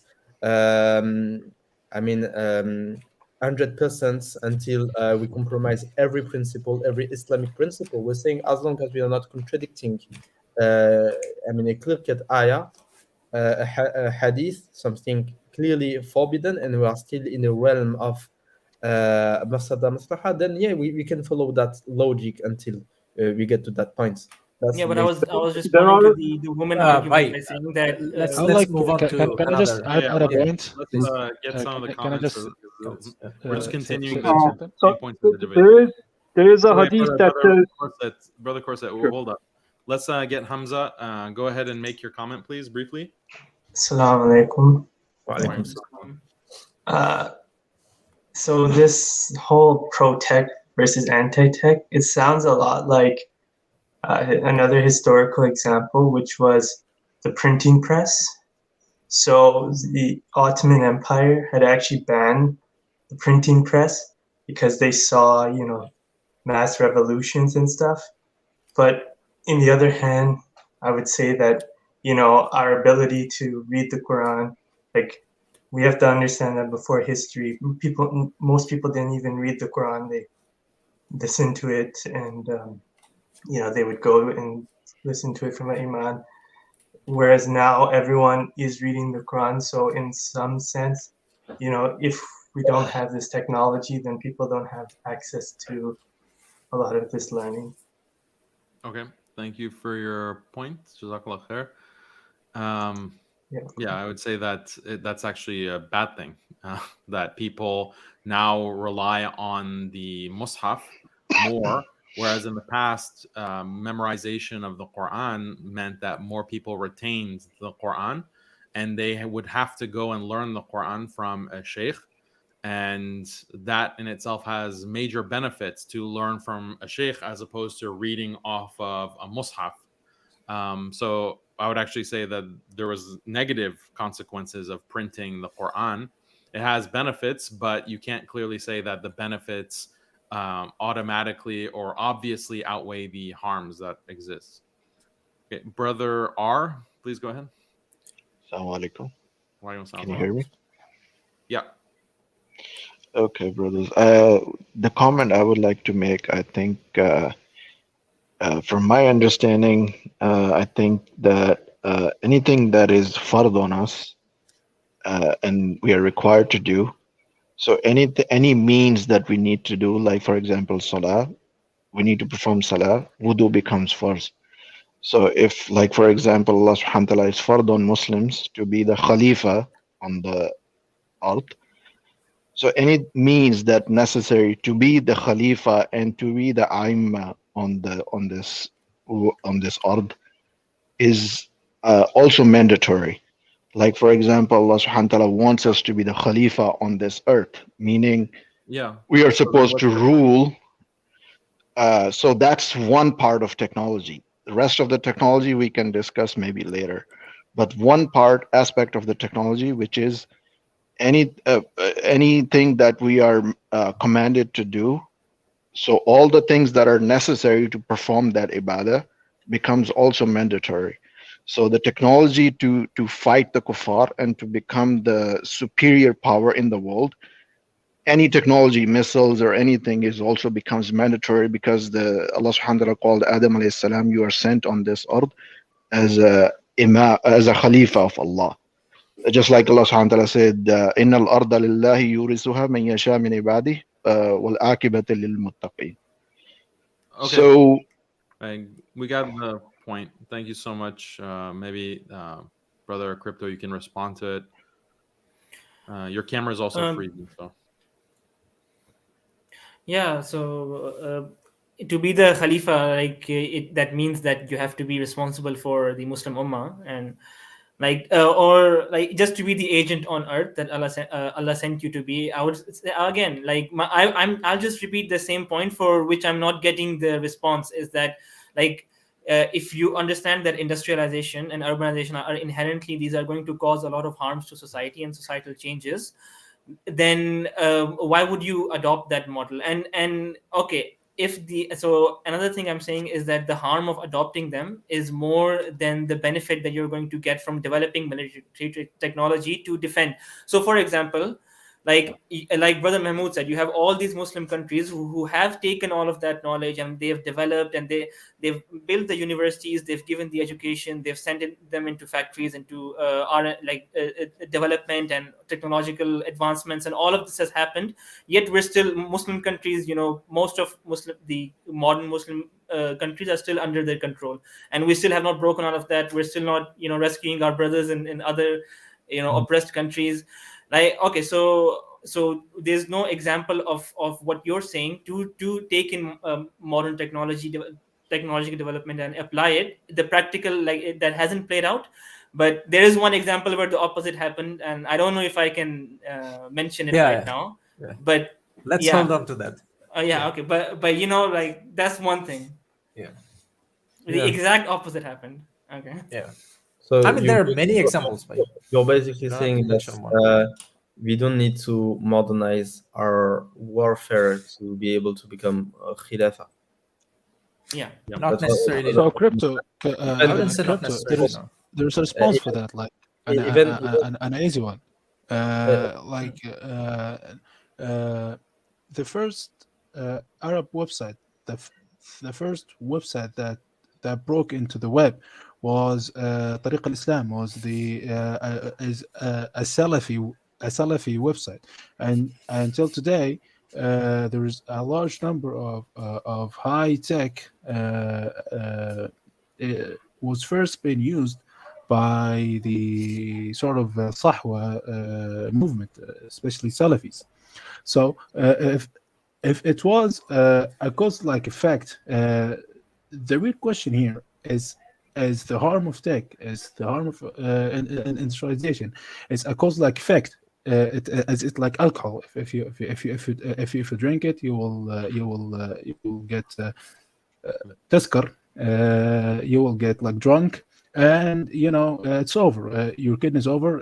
It's like smoking. If you smoke it long enough, you'll get cancer. Is tech like that? I argue it's not. Why? It's not. Is because me and you guys, we're using tech. Maybe some of us are daily using tech. Maybe and we have other brother who's a developer, and I'm a computer engineer. So we are daily on a daily basis. We are using the tech, and nothing had happened to us. And if you look to the and some of us don't prove the rule, because we could be exceptional, and we have to make these kinds of decisions on the basis of correlations that are seen across millions of instances or even billions, and that's what the anti-tech side is pointing to, is history and all of these different cultures. Could you say that we measure up to the same way like just a few generations ago? Because we're not naturally developing in the way that we're supposed to because of modern technology. So if you look at past generations, they on a whole level, you can see trends like going down. So several trends going down where like, for example, just one example is the male testosterone level. So living in a technological society has led to decreased male testosterone. It's not just behavior. It's not just because of behavioral changes. It's also because of these excessive comfort technologies. You have more comfort, so you move around less and you stay complacent and you become lazy and so on and so forth. And over time, this is going to lead to this complacency is going to lead to decreased testosterone levels, which will this is statistically. It affects it's affected many people across generations, the levels have gone down. So okay, yeah, we may be the exception. There are certain exceptions. We go back to our my argument, my because, argument, it's not because like fact. Excuse me, brother Crypto Cranium. It's really goes back to our discussion earlier in the debate, because I mean, it seems to me that you are quoting here a lot of specific example, but we really need to discuss about modern technology as a whole. What defines modern technology? You say industrialization. Now we need to discuss about that. Is it possible to have industrialization without all these harms, without feminism, without liberalism, without I mean, declining of faith? And I think it's possible. I gave an example that I thought was realistic. You could have like all men factories. You could have like national education where half of the curriculum is Islamic, the other half is R&D. I mean, any science necessary to have R&D. I mean, you can have that. Then you can ban women from school. You can ban women from work. You can try to imagine this kind of society. I don't know why it would be impossible. I mean, it's not. I don't think it's utopic to imagine. Yeah, but then maybe points that I would like to address. And I don't think that's I said it in the debate, but I want to repeat it. I don't think that industrialization is necessary for modern tech. I'm not sure at all. Like I said, you could have like craftsmanship as well. Craftsmanship is not modern tech, bro. Like carving, like because you know, out of wood. I just want to give. I mean, if you have the materials, you could technically build a microwave in your home. Now, I want to give an example. How can you get the steel required for it? How can you? Because so like for example, a microwave is made up of several components. And those components it's much easier to mass produce those individual components and just have them like combined into a microwave. And again, you need, just to get those materials, you need to have mining and factory work, and there's like a lot of toxic harm to the miners, lots of toxic harms to the men working in the factories, and they're getting all sorts of chronic illnesses from working in these places. And then all of that leading up to making just one microwave. So what I'm saying, what I'm saying is that the microwave is the last thing. Maybe go ahead. Maybe you can build a microwave with different materials. I mean, look, yeah. So what I'm saying is, if you want, okay, if you want to come up with a way, theoretically, if you want to come up with a way to heat food without using industrial technology, and you've developed some kind of technology that won't cause all these societal harms, because industrial technology does that. But if you come up with an alternative way that's not going to cause these problems, and you're like, okay, let's heat food. Okay, sure, we can do that. And what I'm saying is the material that is used in these microwaves that are built in industries and factories are harmful and hard to find and need to be mass produced, because obviously the liberals don't care and they used it, and they don't see any harm in industrialization at the first place. But yet again, maybe a Islamic innovation, Islamic R&D would care about it, and they would find material that can be produced in other way. Maybe they can be produced not in this scale, and maybe material and products that would last longer, like that you don't have to buy it every 5 years. And okay, so you agree that we have to avoid industrial technology? Yeah, I mean, I need to think a lot about it, really. I clearly see harms. This is, yeah, I see harms in. As soon as it's handcrafted, it's no longer modern tech. No, I disagree, because maybe it would be a microwave and it would serve the same. Oh yeah, we have oven. I wonder how many people have that. We have that. But it could serve the same function. So what's the difference? Yeah, the oven. We already have it. people care about technology because the function it serves and the problem it solves, not because of the way it's produced. Actually, the main Okay. the main let's get point we should look relevant to into. discussion. Hold on. Let's get relevant to discussion to make his point. Assalamu alaikum. Can you all hear me? Yep. Okay, great. First of all, I'd just like to point out that I don't have any kind of like side in this discussion. I'm willing to agree to either, whichever one, you know, best fits our like mission to follow Allah's path, subhanahu wa ta'ala, and just yeah, that's just like a clarification. The point I wanted to make was just relevant to what Brother Daniel and Brother Hood were going on when they were discussing the basically communism and liberalism and how technology has affected both almost like with very like with large degrees of similarity. And Brother Daniel asked like, what would you attribute that to if not technology? I think that this is almost akin to like it's almost analogous to the example of oil in countries like Saudi and many other countries. I think I would attribute it, like from what I've seen, is to the suddenness element of it. So the fact that the technology in the industrialization period spread so rapidly and it was such a game changer was the reason why basically it destabilized traditional societies across the board, not because it's like, you know, inherently in and of itself leading to that conclusion. So something like oil in countries like Saudi and many others, somebody could say that, you know, Saudis live a very filthy rich type of lifestyle, but, you know, which society wouldn't, you know, if they suddenly realize that under their, you know, like in their land, basically they're like, you know, they have that much wealth, right? So I was just curious to get basically the panel's ideas on that.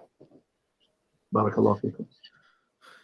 Yeah, so that's similar to Brother Hood's point. A lot of the technology or a lot of the tech that has been introduced to the Muslim world came through the path of colonialism. And so you can say that, well, the harms and the negative consequences that we've seen in the Muslim world, it's not because of technology itself, it's because of the way that it's been introduced through colonialism, or because it's like a sudden shift.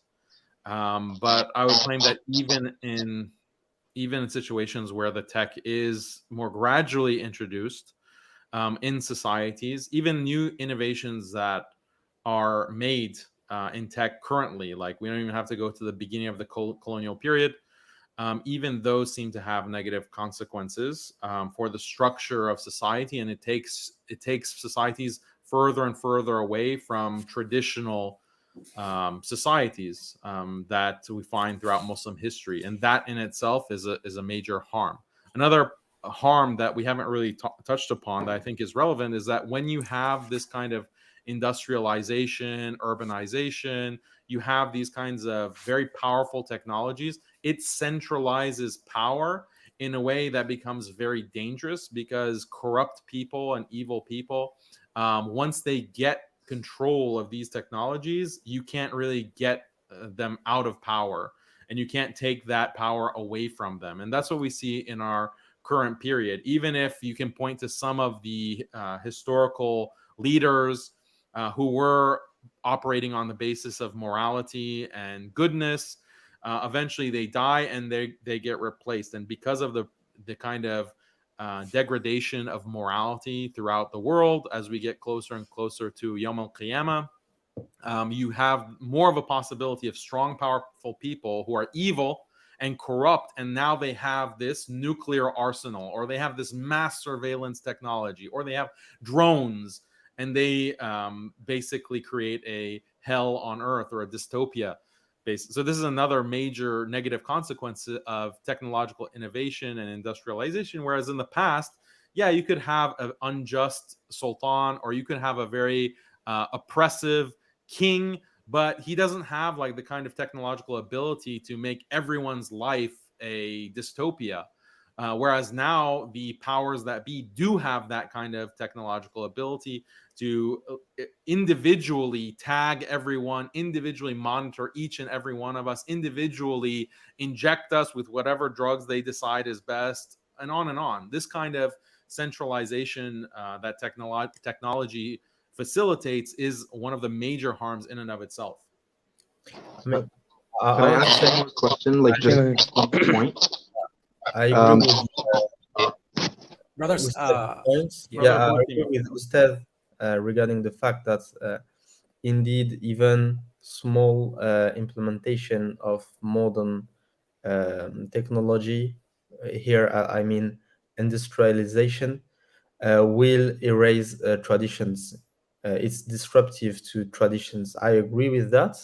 What I say, I'm not sure that implementing these new technologies will necessarily lead to liberalism, feminism, materialism, atheism. That's what I am responding. But it's true that, I mean, obviously, if we adopt these kind of technologies, and even if we innovate and invest in R&D, then we will make new innovations. And a lot of time, innovation change the social form, it changed the lifestyle, and then yes, some traditions will disappear.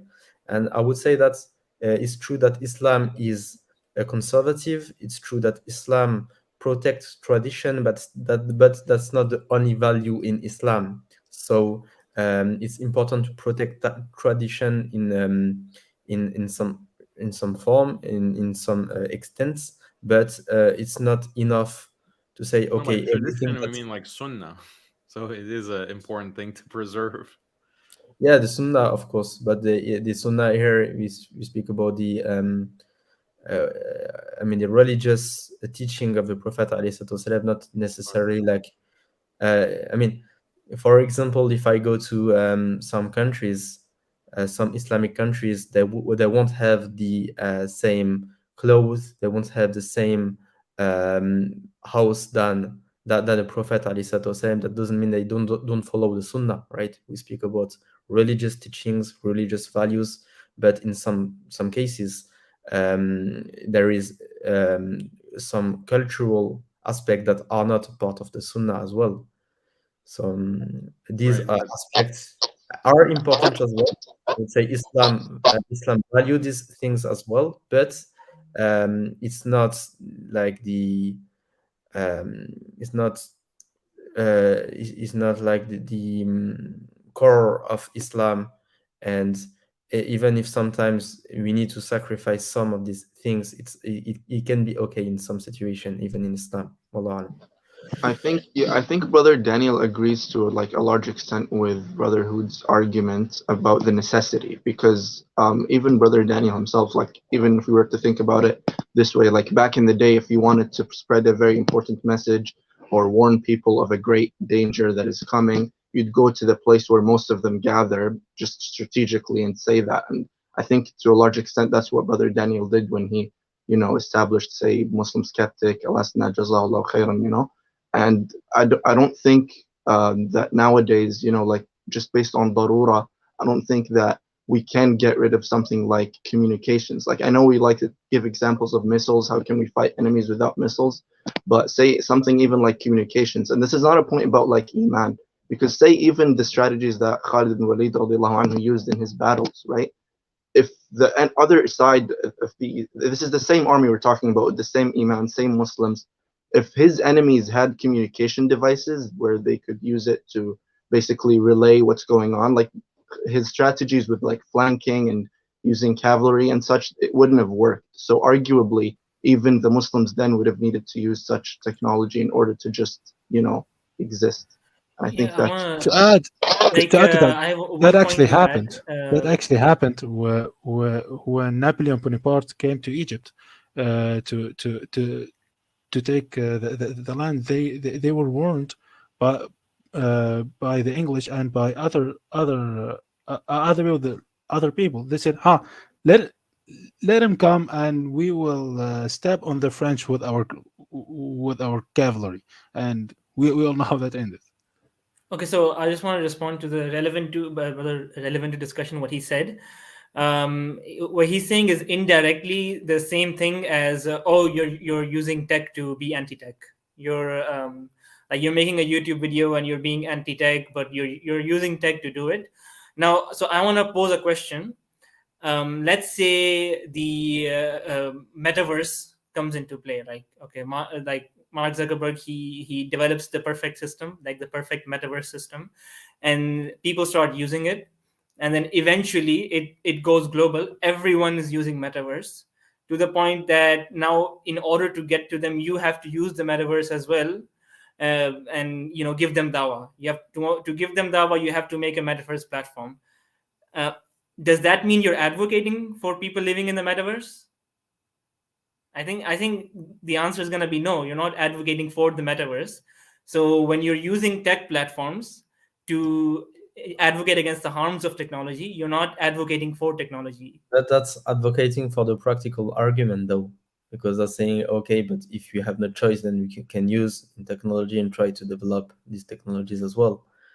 That's very close to the no. Okay, but like would you say, okay, let's say metaverse is developed, would you say that like people who are advocating on the metaverse, who are giving dawah on the metaverse, they're saying would you use it as evidence to say that, okay, the metaverse is good? Like, of course, we shouldn't be anti. that's why I say it's I'm applying the same thing to the internet.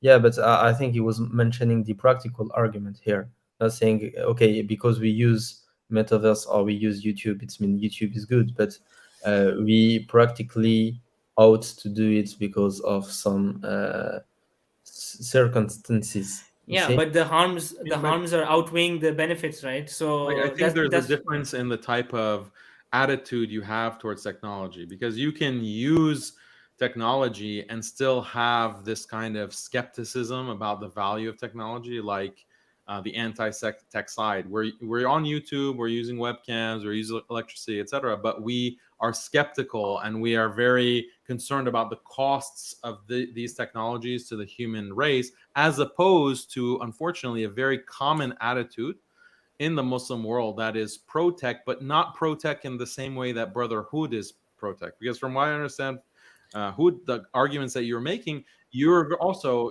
making many caveats, many disclaimers about your promotion of technology. And whereas others, somewhat in the chat, for example, are pro-technology in the sense that they're cheerleaders for technology. They're saying things like, yeah, this is the best thing ever, and we need to put every single person in a math and science program, and STEM is going to literally bring us Jannah. That's the kind of attitude that unfortunately some Muslims have, and I don't think anyone at Muslim Skeptic has that kind of attitude. So it is important and useful to make that kind of distinction and introduce this kind of skepticism that both sides in this debate, I think, has had, whether it's anti-tech or pro-tech. I mean, my whole life, I'm struggling against modern technology. I'm doing my best. I mean, I have 7 children, alhamdulillah. The 8th is coming, maybe this month, maybe next month, inshallah.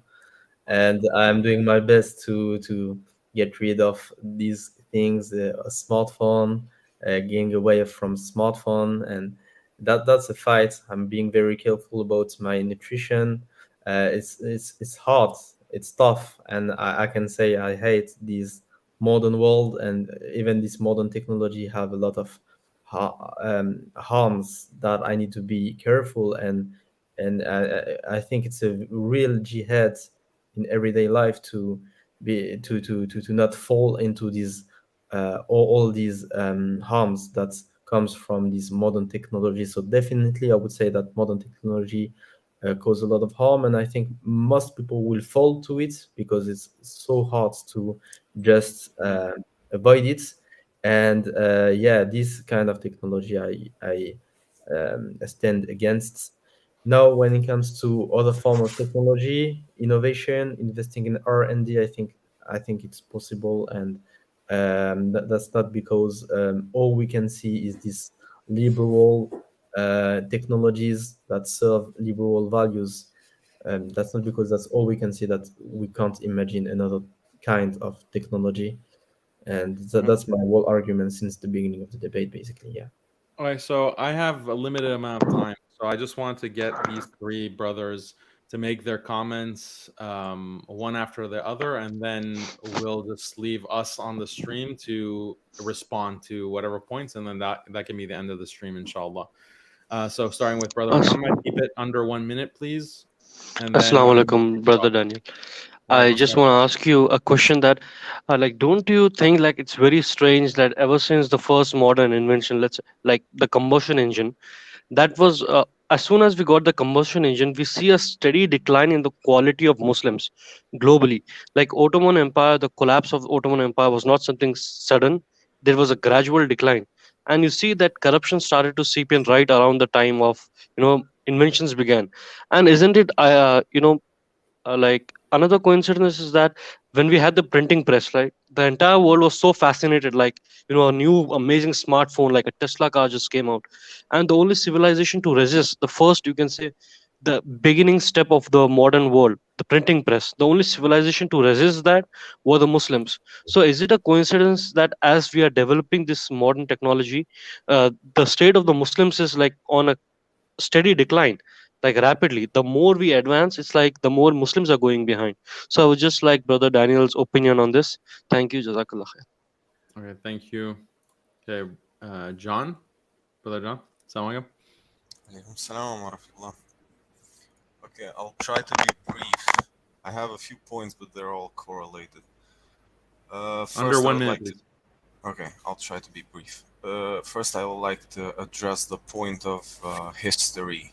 We lost. When people say we lost because of this and because of that, we have some, I don't think it's a hadith, but it's a story about a battle when the ruler or the general, I'm not sure, was concerned, why are we losing the battles? And in the end, he remembered that it was because they're not using a miswak. And that's what he thought the reason was. So I don't think that it's a good idea to try and like look at history of why we lost and why we didn't lose, because it's not because of one thing, and it's usually because of our Aqidah, not because of we forgot a sabab or some kind of technology or whatever. The second point is that we haven't had a test or a trial like we are going through, I mean, in the current period. We've never had in the history of Islam something as, well, as advanced, if you want to call it that, than the technology we have today. I mean, you have AI and you have, I think someone mentioned the metaverse and all these stuff. And I don't think that it's a good idea to just sort of be dumbfounded about it. Not that, I mean, to just be totally amazed and to become static at what's going on in life. I mean, I think we should take advantage of it and not deal with, is it harmful or not? I mean, is it harmful? It's usually a choice when it comes to technology. One of the brothers mentioned the giving dawah in the metaverse. There's an actual happening in my country that it was up for a debate, that someone said we should go and make dawah in clubs and strip clubs and stuff like that. I mean, that's a choice of someone. There will always be someone who will do something that's totally out of logic and reason, and we can't blame, metaverse for it, even though I'm against metaverse. And just to clarify, I'm a data engineer. I deal with AI, and I'm also a penetration tester. I'm not a technology fanboy, but I still don't think that it's a good idea to just discard everything as if it's harmful or not. We should really gain knowledge about it. As an example, I asked an imam about Bitcoin, and I mean, he was trying to make it something as if it's not clear enough. And then I asked him, do you know what a hash is? And he had no idea what a hash is. And that's like the building block of blockchain.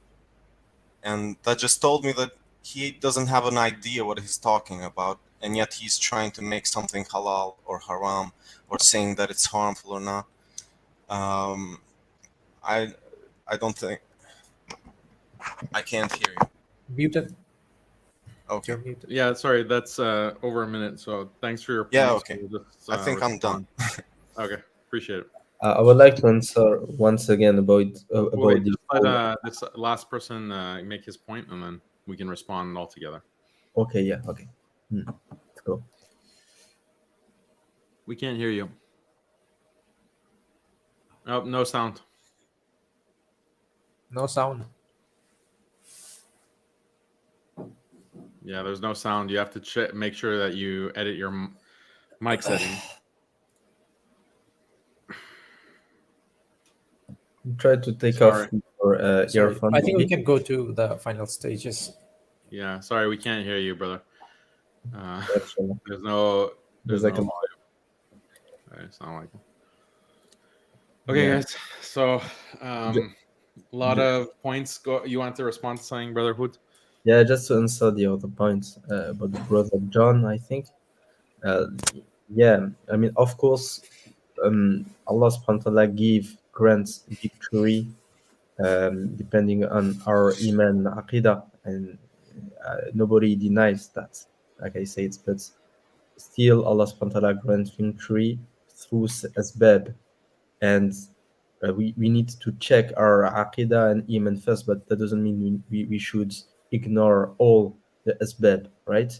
Even the Prophet ﷺ and the Sahaba that had that had the highest iman in Islam history and human history still got the Khilafah through asbab, and it took times and efforts, and sometimes No one even disputes that point, though. Yeah. No one Yeah, disputes that there are asbab. Yeah, but it's almost like he says, "Oh, you don't need any innovation. You just need iman, and that's it." When all Muslims will have iman, then they will have the khilafah without technology, and I don't think so. I think Well, there's that point that you can make, but there's also the point that why do you have to have innovation? Just this idea of innovation as a value in order to, be successful on the earth. Like both sides, I think there are points that can be made in favor of both sides in that case. Yeah, I mean, maybe I want to say. I don't have any point to add. Like, there has been so much things have been said, but I think one thing I'll take away that maybe someone should take an academic look at, like, to debunk this idea that Muslims were they were colonized just because they did not modernize. I don't know if there is something like that, but it's a historical thing. Like, many battles took place. It's a political thing. There's so many things happening. The decline of the Ottoman Empire. It's not only because they were not studying modern things. It's not like that. It just happened. It was It's pretty much one clear takeaway. that One takeaway I had from this stream is that I didn't realize how many Muslims were so pro-tech. Like, not just the kind of way that Brotherhood is, but like the way that Ustad said, majority. just boys. like cheerleading for technology. So I think this is a good place to, like, this stream is going to be beneficial. We kind of start the argument, the discussion. Like, this is an important discussion that we need to start off, and then we can investigate the truth through we need to have that skepticism for it. So that's the main thing I would say. Like, Brother Mahmoud, regarding history, I want to say that like I said, I think that Muslim has been colonized because they were deviant, basically, in iman, in aqidah, in fiqh, in many aspects. That's the reason why Allah subhanahu wa ta'ala sent these people to rule over Muslims. But still technology was one of the asbab through which gave them this domination on Muslims. So it's important, right? We need to look at the first cause. What if that that sabab is going to make us more deviant than ever before? Yeah, that's the whole discussion over here. Is that I consider that if it's established that Yeah. I mean, don't you think that we have, for the majority of the Muslim history, we have, when we were winning in the early period, it was always were on the back foot. We didn't have the technology. It was that case. Like, so how can we take technology as a One thing, component into I mean, this argument? one thing I can. There was not that much of a difference, for example, between Persia and the Muslim Empire in terms of technology, right? They had swords, they had cannons, they had bow, right? There was not that much of a difference, but maybe there was, but not that much. But yeah, like we can see the resources being focused in a Muslim society to develop like the ideal Muslim society to stand against the kuffar. Is it goes back to, you want to focus more on iman or you want to focus more on development. And then, okay, if you want to focus on development, is that going to like, so if like we all agree that iman prioritizes over the development, so the development has to be a kind of development that doesn't threaten the iman. Yeah. So, and yeah, that's where the main difference is, that we're saying the anti-tech side is saying that you have industrial technology, which is clearly all the places where it has been set up, you can see what the changes to society it has caused and the kind of harms it has caused, and that causes harms to iman as well, and that's going to lead to a weaker Muslim society. So the anti-tech side is saying, okay, industrial technology, that's not the way. Actually, I want to know Ustad's overall view as well before we close off. Are you just anti-industrial technology, or are you like, because Who's the moderator? yeah, I know, but I think you can take side. Okay, yeah. In some moments, he took side. Yeah, well, you can't be completely anti-technology, because if by technology you mean like tools, like basic human implements, because the Prophet sallallahu alaihi wasallam and the Sahaba, they didn't harken back to a caveman era or a hunter-gatherer type of era. Islam doesn't tell us we need to go and become hunter-gatherers. So it assumes a certain level of technological development. That was the context of the revelation of Islam coming. And the kind of religion that Islam is suited for this kind of agrarian civilization that has some level of, I don't want to say urbanization, but there are people living in cities, semi-large cities, not necessarily huge metropolises like we have today. But so there's a level of technological advancement that is assumed by Islam and the life of the Prophet sallallahu alaihi wasallam when compared to the entirety of human history. So, but it's just a matter of where you draw the line. And I think for me, the line goes back to psychology and the character of people's psychology within a given locale. So if you have a Muslim society, the only way that you're going to get the microwave, or the only way that you're going to get a tank or a warplane is through a huge change in the psychology of the population. That's the only way that I can really see Muslims developing these kinds of technologies. And that's what's happening, like in a country like Pakistan and a country like Iran. Like Iran, because of sanctions, has had to develop a lot of technology, but that has had a huge social consequence on the Iranian people in a negative way. It's taken them away from a psychology of religion, religiosity, belief in God. Unfortunately, the number of atheists that are in Iran has skyrocketed, especially in the period of social media. But it's also because of the educational system there and the emphasis on math and science. Like Iran has some of the most graduates in STEM, in science and technology. And their number of female graduates in STEM is the highest in the world. Like they have huge numbers, even more than in Western countries. So this you cannot overlook that connection between innovation and this kind of innovation mindset, technological mindset, and the social consequences that take you away from religion. And it's because of the psychological mechanism. And this has been shown, like you have analytically dominant psychology versus intuitive psychology. Intuitive psychology is going to be more religious, is going to hold more traditional values in terms of family, in terms of gender roles. There are all kinds of these natural, traditional intuitions. They're natural intuitions, but tradition, like a traditional religion like Islam, is going to protect those kinds of intuitions and facilitate them within society.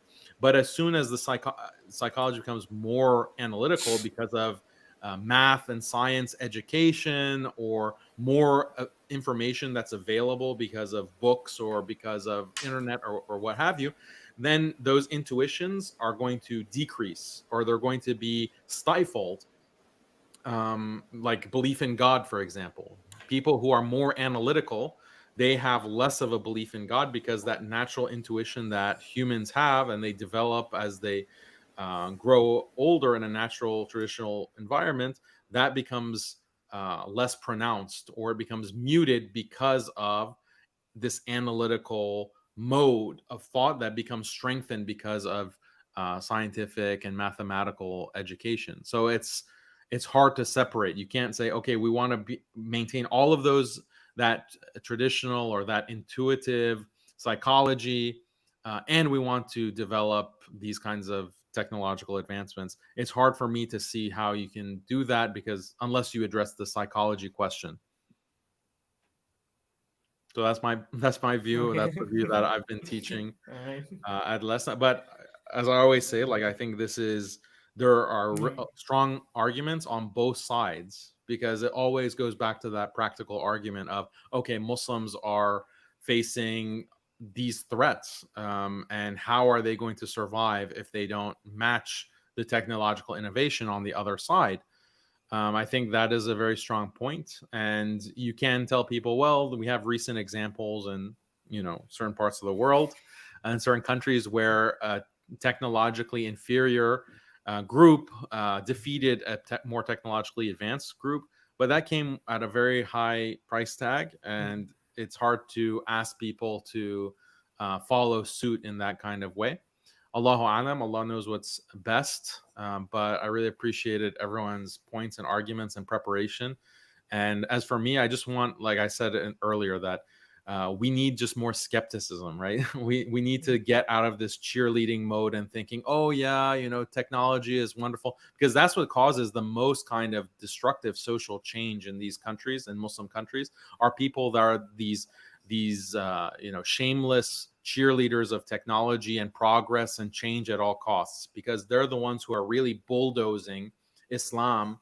They're bulldozing traditional modes of learning religion. They're bulldozing traditional family structure. They're bulldozing gender roles, all in the name of innovation and technology.